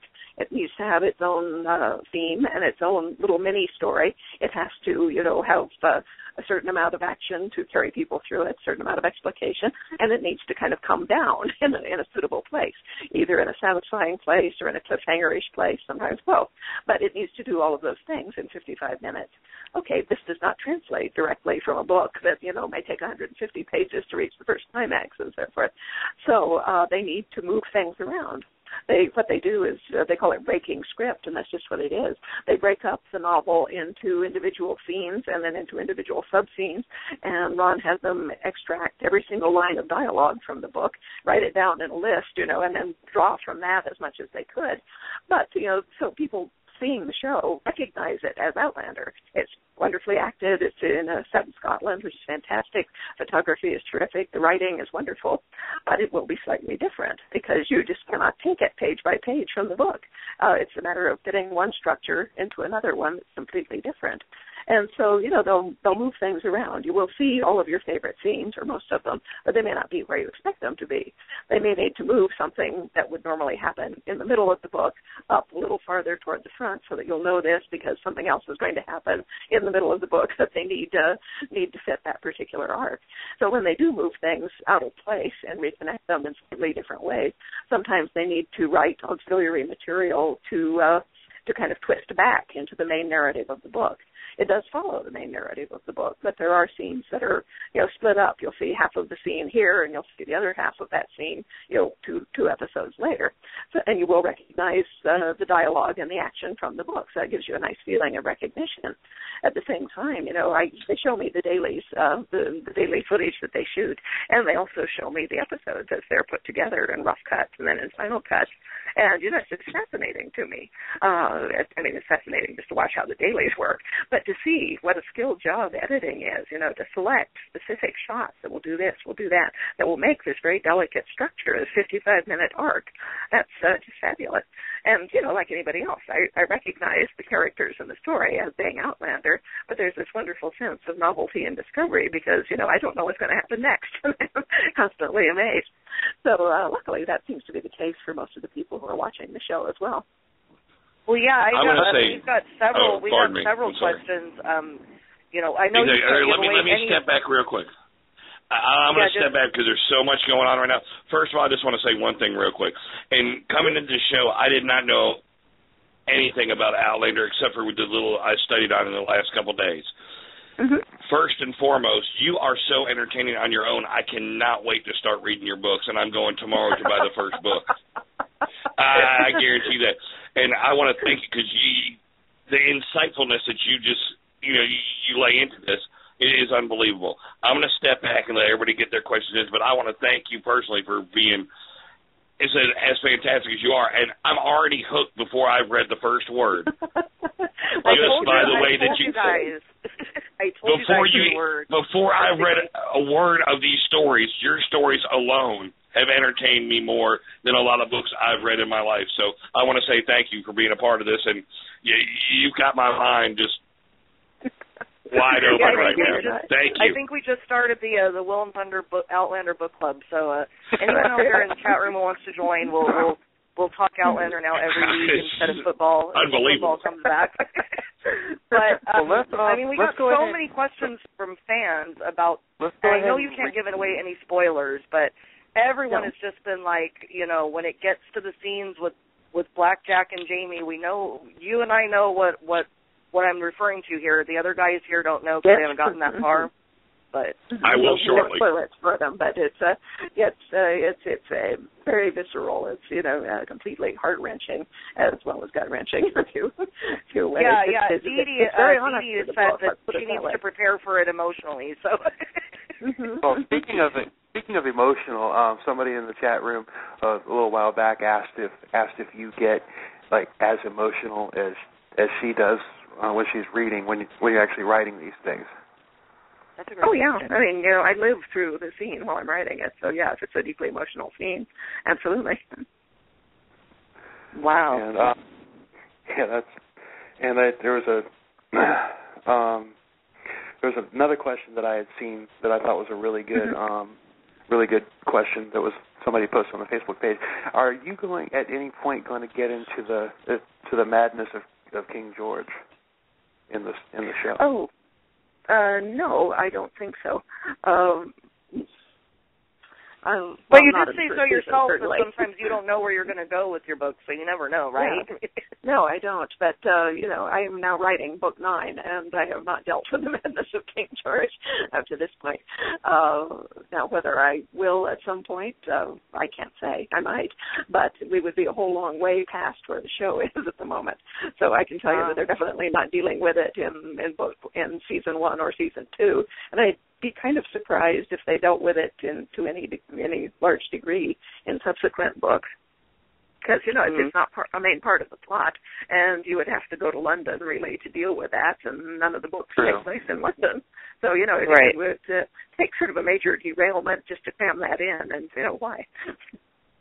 I guess that would require, writing a novella about somebody else, like a Lord John book, even if it could be done, but something like that. Yeah. But, everybody asks questions, too, about, are you going to write a novella about young Ian or about this or that character, and because everyone just loves your characters, not just Jamie and Claire, but all these other people that you've brought into this world that everyone loves, and it's just everyone. It seems like everyone has their favorite character they want to read more about. Yeah, well, I don't plan the novellas out ahead of time either. So it's mostly, does an idea kind of come along? Sometimes I'll be thinking about a character in the book and that I'm writing, and, working with them. But, they may do something or say something that illuminates some aspect of their past for me. I'll say, oh, really? So that's how that happened. And, sometimes something like that grows into a novella. Other times, like with Lord John, given who he is and what he is, he's a soldier, a very honorable gentleman. He belongs to an aristocratic family. He's the younger son, so his elder brother is a duke. But, he's an aristocrat, a nobleman, very upright guy. He's out, however, gay, which was a capital offense in the 18th century Britain. If anybody ever finds out what he is, he'll be lucky to get off with hanging. Otherwise, it's beheading, transportation. His family will be ruined. Everything he cares about will go down the drain. So so he lives with that constant conflict. But he is a soldier also, which makes him very mobile. So I can kind of move him around. He's not attached to a specific place the way that Jamie and Claire tend to be, or at least they're attached to a place for a long stretch of time. Lord John doesn't have to be. And so when I'm thinking about him, sometimes I think, where might he be going at this particular point in his career? Because I know he was here then in the main books, and I know he was there then. Next time he appears in the main books, where was he in between? So I take one of my reference guides that is like an encyclopedia of battles or the timetables of history, and I'll pick a year somewhere in his open space, and I'll say, well, what was going on in that year? Was there anything interesting going on militarily speaking? Well, being the 18th century, there always was. So I take kind of a theater of operations or a particular battle that I want to deal with. The custom of the Army, for instance, deals with the Battle of Quebec, and that's all I knew about it when I started writing that book. I said, well, how's he going to get from London to Canada? Because he's not in Canada to start with. What would take him there? And that's why that novella starts with an electric eel party in London. And I think the opening sign is, it was all the eel's fault. And so I went on from there. Because, the novellas come together the same way the big books do, in bits and pieces. And I had just been sort of harboring the idea of an electric eel party for a long time, ever since I came across mention of them. They used to be, kind of a real thing in London. And you would get the proprietor of an electric eel to come to your party, and the guests would take turns being shocked by the eel, and they'd join hands and see how far the shock could travel down the line. I think the record was an eel that knocked down 28 people at once. The things packed around 600 volts. Yeah, they're very dangerous things. The things we did before TV and internet, right? Yeah. Mm-hmm. Hey, you got to pass the time. Right. Do you guys want to break for a second? We'll play a little song or something, and then so we can catch our breath and everything. There's a lot of dialogue happening here tonight, and I was I was going to try and put subtitles on the YouTube video when I did that, but if I did that, I think Book 9 would be released before I got the subtitles done. Yeah, we promised people that this would be up within 24 to 48 hours, so what I might do then is work on transcribing it and put it up on Facebook or something. There's other options. You know what? There's a ton of dialogue here, but the dialogue's been fantastic. Mm-hmm. I'm enjoying it. I've been having a blast. Let's go ahead and play one of the songs you have queued up here, Chris, and so we can kind of catch our breath and everything, and we'll be right back. I'm kind of dehydrated. Okay, sounds good. But, all right, we're going to play a tune from the Outlander soundtrack. This one's called Coming Through the Rye, I believe. I had to write it short because it wouldn't fit in the title here. But let's give it a listen. It's a jaunty tune, and I think we'll all enjoy it. So, let's give it a listen on the Lone Thunder Show.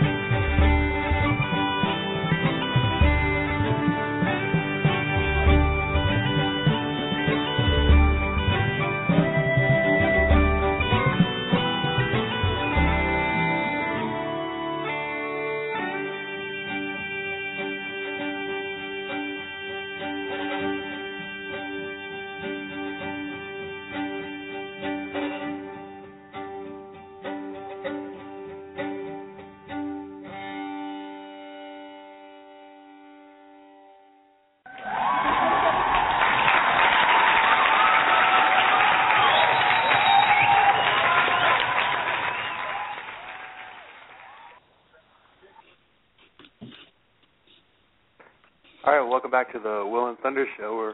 We're back with our guest here, the author of the Outlander books and the TV show, and I do love the soundtrack on that. Was that actually done by was that composed by Bear McCreary?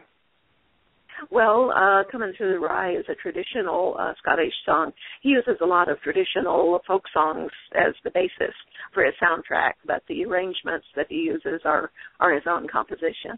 So that's, kind of a solo string arrangement of that particular song. Okay. That man is a musical genius. Yeah, he is. Yeah, and a lot of the incidental music for the show is entirely original composition. I believe it. Yeah, I was listening to it last night, and it's just beautiful all the way from beginning to end. It's gorgeous. That's the one thing. I mean, it's got such a distinct sound to it.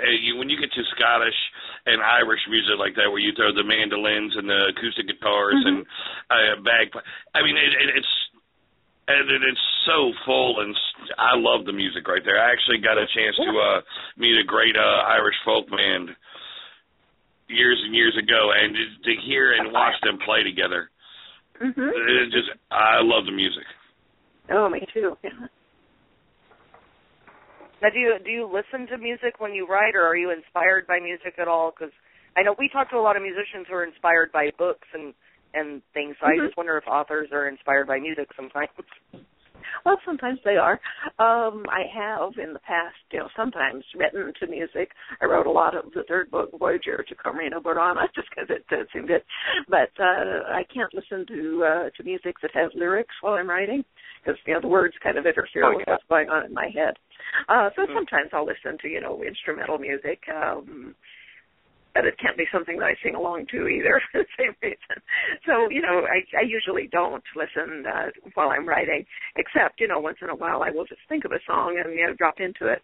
For instance, in the last book I wrote, a character was singing, or rather chanting, a song called The Sheriff Fight to another character, and I wanted to check the lyrics, and so I knew that song had been recorded by the Coreys, who I'm very fond of. And I actually know the surviving Corey, who gave me permission to quote from The Flowers of Scotland for an earlier book. But anyway, I brought up a YouTube video of the Coreys doing the Sheriff Bear fight, which is very rousing, with two of the Celtic war drums, the Bogdans. And that was so cool that I just listened to it a dozen times running. Oh, cool. And that's also, and I love Celtic, because I was talking about Irish and Scottish and the Celtic. Actually, my son. One of my sons he's got a Celtic name. His name is Kavan, which is Celtic for Kevin, which is my first name, and I named him after myself with the Celtic name right there. Oh, that's nice. That's so metal, Thunder. I never knew that. Yes, Kavan Xander Handy is my yep. A little tribute to the Irish right there. The Celtic. Irish Thunder. This is an Irish. Celtic is both. All right. Yes. We'll get a pass. But actually, that brings up a question that Charlene Hillfields had, and she wanted to know, where did you come up with the name of Craig Nadoon? Because obviously it's a fictional place. But how did you come up with the name, or was it something that just popped in your head one day, or? Well, I have a very slight familiarity with Gaelic, but when I was writing the first book, I wanted to use Gaelic in some of the dialogue because I knew that was what people were actually speaking in the Highlands, and rather than just have Claire be bewildered all the time, but without noting what people were actually saying, I said, well, I got to use a bit, and so I got hold of a Gaelic English dictionary, which was not an easy thing to do in Phoenix, Arizona in 1988. I had to send to Boston for it to a place called Steinhoff's Foreign Books. But anyway, I was flipping through that and, picking out words here and there and, sort of putting together very ham-handed dialogue on occasion. But I happen to know that Craig is the Gaelic word for rock, and Dun is a hill. And so I said, okay, it's the hill of rocks, and it's a fairy hill. And it just seemed like kind of a onomatopoeic name, sort of atmospheric and appropriate for a fairy hill, especially because of the stones, the standing stones. This is a hill with standing stones on top. So, it was sort of a logical process, but, as I say, kind of ham-handed. Now, okay. I had a question of speaking of the the monument or whatever, and I'm wondering if at any point in the books is exactly the technobabble of how the time travel actually took place. Okay. Well, yeah, it is. Yeah. Now, wasn't that kind of the thread that runs along all the books, like the big mystery of how it all works? Yes, Exactly. Who can go through the zone and who can't? Yeah, exactly. And the characters are, kind of working it out by trial and error, and, every time they learn some new little fact, they're kind of fitted into the overall theory. And, if you write time travel stories, assuming that they're not just, really basic, costume dramas where you're just switching times because you enjoy the past, but if the time travel is actually part of the plot, then you have to figure out how it works. Can your time travelers change things? If they do, what happens? If somebody dies when they shouldn't have, what happens down the line in the future? That sort of thing. And so they're, of course, worried about this as it affects them and their families and their futures and everything. And so they keep working at the problem. And so little by little we learn more as they learn more. But there's never a place where, some master shows up and explains it all, because I wanted people to, sort of feel the confusion and anxiety that the characters were feeling, when they had to deal with this, terrifying phenomenon. I wanted it to be genuinely terrifying. Right. That said, though, I was invited to write up the Gabaldon theory of time travel for the Journal of Transfigural Mathematics in Berlin, and I did. It was in the rudimentary stages. That only covered the material of the first two books, but it did answer the questions about, what a time traveler can theoretically affect and what he or she can't. Wow, I'd actually like to read that. Is it printed somewhere or I believe somewhere? it is. I think that I put it in the Outlandish Companion. I'm pretty sure it's in there. Yeah, actually, the second is the second version that just came out recently. It's about to come out, yeah. I revised the Outlandish Companion. We should tell your listeners what that is for those who don't know. It's a nonfiction book that I wrote 17 years ago as an effort to answer all of the questions that people have been asking me for the previous 10 years. It covers the first 4 novels of the series, and it has all kinds of background and trivia and essays and, fun things. And as my husband says, it's a great bathroom book because you can pick it up and put it anywhere. But it is 17 years old, and I've written a lot more since then. So I told the publisher that I wanted to revise it. So when they reprinted it, it should be a new version. And there were a couple of chapters that were just totally obsolete. There was one about, online resources. Of course, the Internet is a completely different place now than it was 17 years ago. So none of those resources are at all, effective anymore. And one other chapter was, work in progress, and it was all excerpts from the Fiery Cross. It's just been out for a good long time, too. So I pulled both those chapters out, and there were also a few things in the FAQ section that were obsolete, like asking me what I thought of people trying to make a movie of my book. And, now with the show, that's a moot point. So I pulled out all of the obsolete bits and replaced them with fresh material. I put in 4 new essays, and I put in a section about the show, explaining how we got from book to TV show, and put in a couple of long blog posts that I wrote about my brief career as a TV actor, because they invited me to do a small speaking part, a cameo, in episode 4, and so I wrote all about what that was like. It was fascinating. Yeah, actually, a couple of fans wanted to know, are they going to have you back on the show doing other cameos, or reprising that role possibly, or is that that's just a one-time thing? Well, it's totally up to them. If they ask me to do it, I certainly would. But it's their show. Yeah. Well, when does the book come out for everybody out there who is new to the series or doesn't know that it's available or will be available? The book or the second half of the show? No, I mean the Outlandish Companion. Right. Okay. Is that out now? Or? No, but almost. The new revised and updated edition will come out March 31st.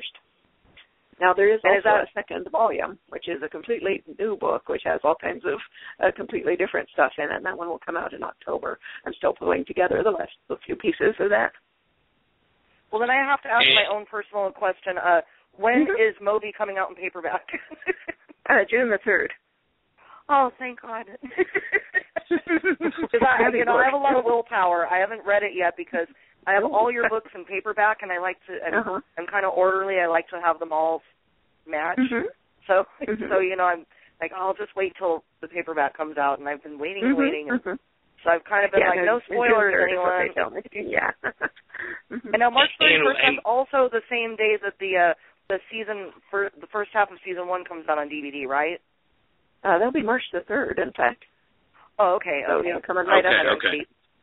That was my next question right there because, as I said, I don't have the good TV where I can get the shows I want when I want them.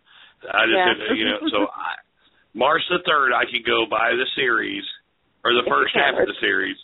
That's okay. Right. Yes, and you can catch up. And that way, the next time that we talk, I'll be like, oh, I can't believe that she did this. Yeah, I'm already there right now. I'm imagining so much right now. Yeah, your fans in the chat room have totally been educating Thunder all night on Outlander. And everybody in the chat room, I just want you to know something right here. All right, look, yes, I am a human being. If I knew everything, my name would be Google or Bing. So I'm learning as we go here. All right. Bing, Google, man. Well, I didn't realize how many people knew this series until I started reading them about 7 years ago. And once it's one of those things where when you discover it, and then you tell somebody else, you discover that 20 other people have been into it all the time. You just didn't know. So. Yeah, it's like his wife and his partner. Yeah. It's amazing right here. And I apologize to the chat room that I do not know more, and I apologize to you, Diana, that I didn't know more. But you know what? You've got a new fan right now, as I told you earlier. I mean, well, that's our rule of thumb on our show is when we have a guest, normally one of us will know who the guest is, and the other two are kind of in the dark about who the guest is or don't really know them that well.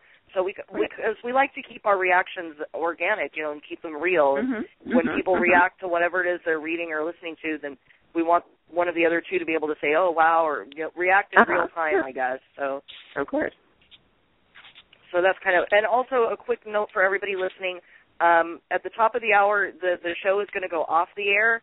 But if Diana's still here or if she's in the middle of a sentence, and we're not going to just cut off. We go into something called overtime, and everything that we do is all going to be uploaded to YouTube. So anything you miss or any part of the sentence that you didn't catch, it will all be up on YouTube, and you can listen to it. And as soon as Will has it posted, and he's probably going to work on it as soon as we're all done. So don't panic. We got this. Okay, yeah. Well, all right. Any more pressing questions? Will, we've got so many fan questions here. I'm sitting here going through all of them. Like, one of them, I know you can't give away spoilers, and it's so hard because all of these questions are kind of spoilerific a little bit. Yeah. One of them is kind of like, as you get to the end of the series, i.e., like when Jamie and Claire reach the end of their lives, they're saying, what are you going to do with it, or how are you going to wrap it up? And it's just, I don't know. You can't give away any spoilers. Yeah, well, I wouldn't if I could, but I can't because, like I say, I don't plan the books out ahead of time. I have no idea how it's going to end. Right. So you just grow with the characters because you kind of have done that with these characters. We've grown with them over the course of 30 years, give or take. Spoiler alert, everyone. I was having a long conversation with Sam Hewen when we first met, about the books and character. And we're already friends. We'd talked for a long time via email and Twitter and so forth.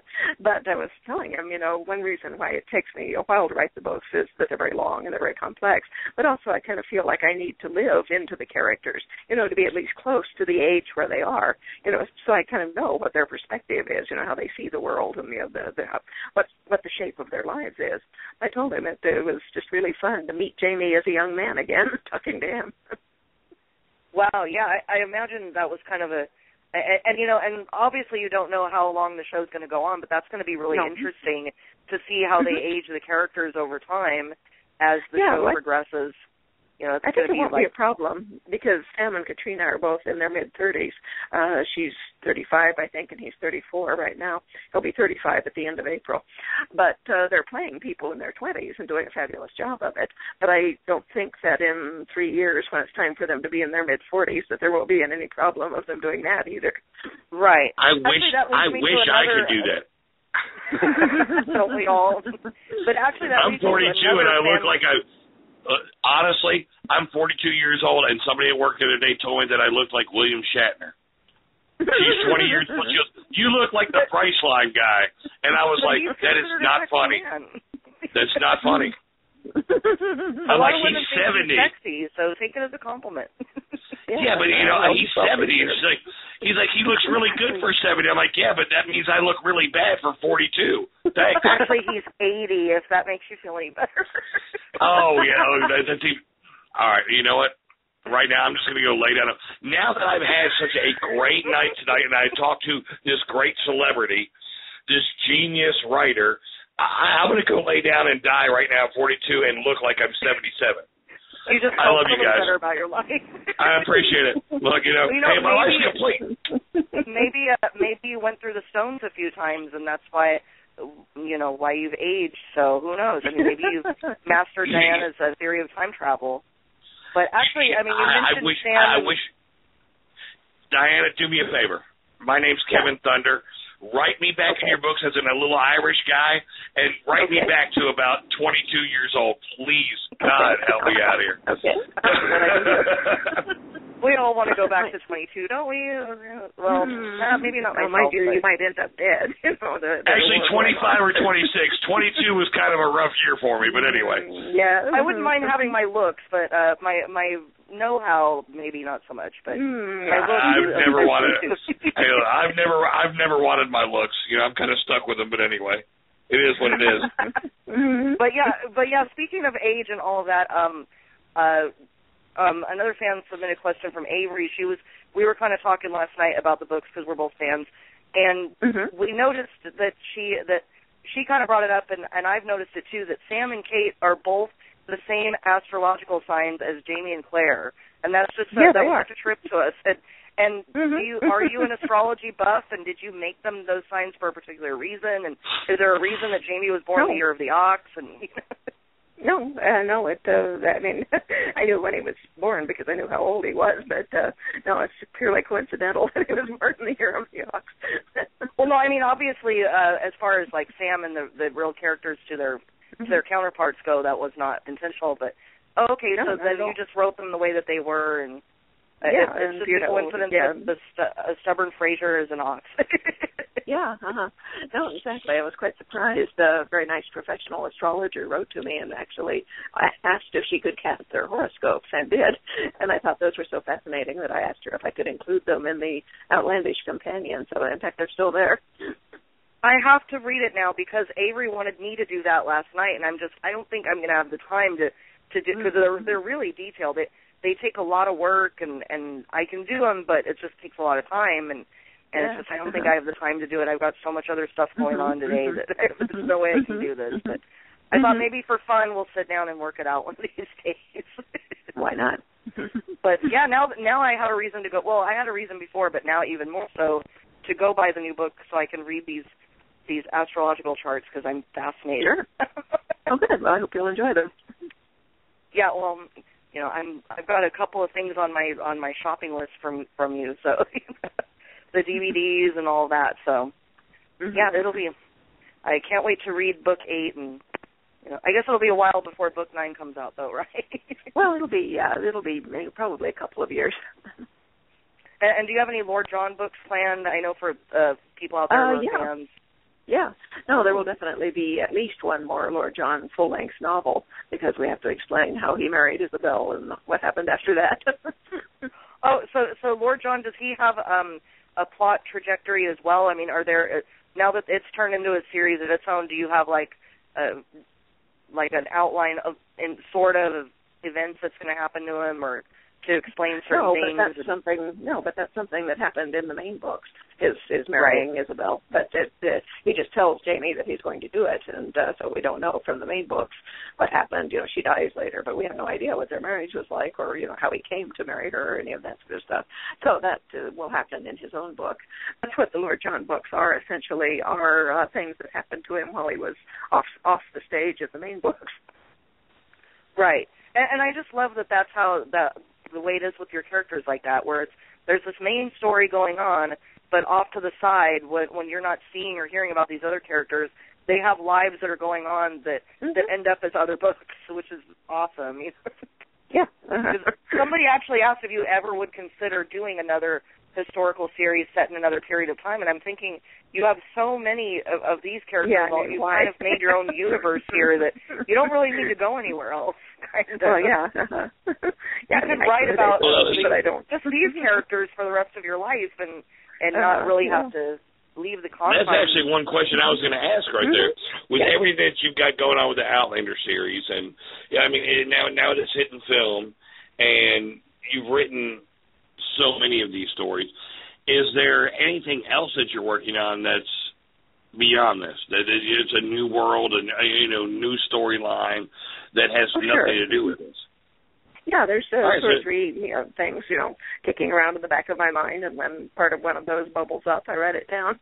But, I'm not focused on any one of those things at the moment, so you can't really say I'm working on it. But they're there, yeah. Wow. Well, I know everybody's probably excited to. Now everybody's going to be like, when's those books going to come out? I always say to people who say, when's the book coming out? I say, well, and I know that I'm the very last person. I know the very last person to get on the Outlander train. But don't worry, because I'm going to be the conductor in like 3 weeks. Well, there's always room for you, Thunder. I mean, I'll always make room for you on my seat. And I must say this honestly, we've been doing this show for about 2 years right now, and Diana, you are one of the most captivating guests or captivating people I've ever talked to, and I appreciate you taking the time to be on our show, first of all, and to spread your knowledge and your wealth, or however you want to put it. Well, thank you very much. I really appreciate it.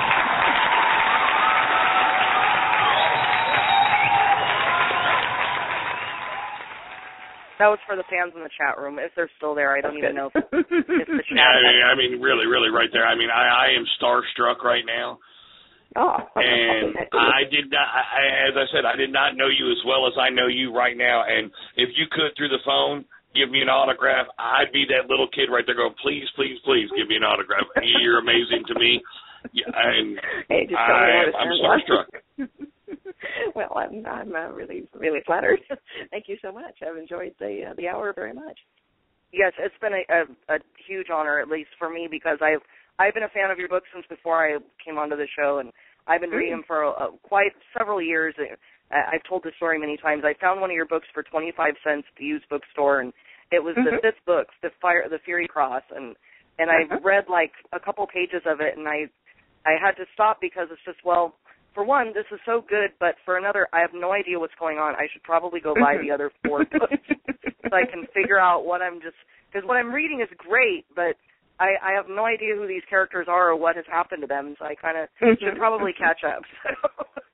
And I'm rereading the series right now, so to get ready for June when Moby comes out in paperback. Yay, I'm so excited. I hope you'll enjoy it. And Chris, by the way, I just have to say something. Somebody in the chat room. Chat room's still running. I don't know if they're hearing the show or if they're just chatting. But one of the people said that I need to tell Chris that I'm excited to see the ice cream in the wedding episode. That's Avery, right? Yeah. Yeah, certain things look like scoops of ice cream. That's all I'm going to... Diana probably knows what I'm talking about. Okay. Anyway. Right. Yes. I think I'll go watch that after I get off the phone. And Will, why are you not watching it right now? Where is my whip cracking sound like? I'm kind of doing a show right now, you know. Is that what this is right here? All right.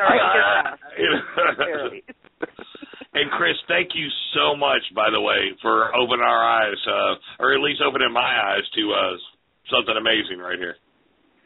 Well, I told you guys when I joined the show that I was going to shine your lights a little bit, to bring it. I was going to bring it to the next level, man. So I try my best to bring you top quality entertainment. So, and I'm so humbled that Diana was willing to do our show, and because I was a little nervous when I asked at first, and a lot of people have actually turned us down because we have on paper looks like a small following, but so some guests have turned us down. We're not going to name names because we don't want to give them any free promotion, but they've turned us down because you guys aren't big enough for us, and it's just So when you said you would do it, I was just, wow, that's so cool of you. Thank you so much, and I'm just so honored. It's my pleasure.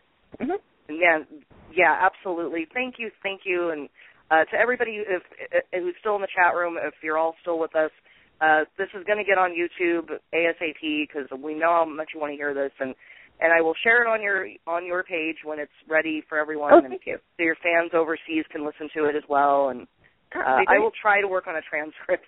We'll do a race. We'll see if the line comes out first.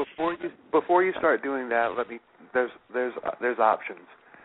So let me look into that before you start doing that. I mean, I know we had one show where there was a whole lot of technical difficulties and everything. I literally had to piece the show together in audio, and that took me probably a good 12 hours. I can only imagine typing this entire hour plus out would probably probably write your own novel in that time. Yeah, we need one of those programs where you talk into it and it types for you. Something, except they get really bizarre results. That'd be fantastic. But have you ever tried to use that when you're texting somebody? Autocorrect is horrible. You'll never have any idea what will go out, and it could destroy Outlander right there. I mean, I keep thinking of that scene in the Osbournes where Ozzy gets the car and he has to talk to everything, and it doesn't understand anything he says. That would be my luck. I would be like, nobody understands that the car's like, he's all radio on, and we're sorry, we don't understand that, man. Right. Sure. Oh, God. What did he just say? If he drew... anyway. Once again, Deanna, thanks so much. Let's go ahead and wrap it up. I mean, this was definitely one of the coolest shows that we've done, and by far. And thank you so much for answering all the fan questions. Well, thank you. It's my pleasure. I'm definitely excited to watch the wedding episode sometime tonight when I'm waiting for this episode to download. I have a feeling I might wind up, I don't know, either with nightmares or not wanting to go to sleep, one or the other. It depends which episode you watch. You have to watch the last two episodes. You have to watch the wedding and the final episode, both sides now. You have to watch them both before you go to bed. So I will say this. That scene in the Garrison Captain episode where Jamie is being flogged, I haven't cringed like that since I watched The Passion of the Christ. Yeah, I had to shut my eyes a few times on that one. Like, no. When you hit 15 and 16. I think that's one of the few times I actually yelled at the TV. Like, you're watching TV sometimes and you yell out loud. Like, I'm sitting there, oh, my God. Yeah, that was a great job on that with the cast and everybody. The show was just perfect. No, that's fabulous. I just love the way that they've brought your words to life, and because you're such a visual writer anyway that it's not really hard to imagine a lot of the things that you write. So the fact that this show is just kind of filled in finer details or just put more of a face or details to everything is just so phenomenal. I don't have the words for it. Why isn't it winning Emmys? Was it nominated for any Emmys this year? Half a season of it out. They're worried about putting her up on stage because Kanye is going to rush the stage. Oh. Well, Will, that should be your next Facebook campaign is That's right. Get Outlander to win Emmys. Because you know what? The way the fans vote, it'll win. It'll get Emmys. That's right. Like, It's the next thing that's going to happen is we're going to, instead of the all-star football game, you know, the Pro Bowl, we're going to take the best linemen of every football team, and we're going to line every staircase to every award show so Kanye can't get up there. Oh, no. Yeah, actually, that might actually help the show get more promotion. That's right. And then Outlander will win, and you don't have to worry about Kanye. He'll be like, True. oh, I should have done the soundtrack for that, or Beyonce should have. Well, as long as Beyonce doesn't have a TV show, I think she's going to be okay. No, because he'd be like, Beyonce should have done the soundtrack. She doesn't even God. know. Or anyway. She's not from Scotland. I know. But, all right, well, now that Diana has met our crazy side, and now she's learned why we are the Spinal Tap of radio. That's right. Thank you so much for being on our show. Yes, thanks a million. Thank you so much. No. It's been awesome. Oh, a real privilege, and enjoyed your company very much. Oh, thank you so much. And we're going to take it out for the evening, everybody who's still with us, hopefully. We're going to play another song from the Outlander soundtrack. It's called, how do you pronounce this? It's called Clean Peas Stray. What is that? Does that have meaning? Or? Do the wedding contract. Do the wedding contract. Oh, okay. Well, this one's so jaunty and cute. All right, we'll do the marriage contract because I can pronounce that. So. Okay. All right. And thanks once again for touching us with greatness. Oh, thank you very much, Thunder. And good luck with the show. To seeing you too. And thank you, guys. Thank you. Love your books. Can't wait to read everything. So have a wonderful evening, and thanks again for being a guest on our show. And my pleasure. Thank you very much. Thank you. Have a good one. Give you a round of Okay. Give you a round of applause. Thank you. Good night.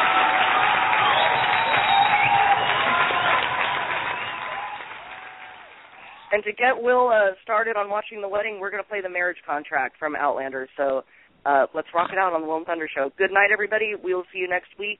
Our guest will be Odin's Court, so be sure to tune in. We'll see you next week. Bye. See ya. Bye-bye. Good night.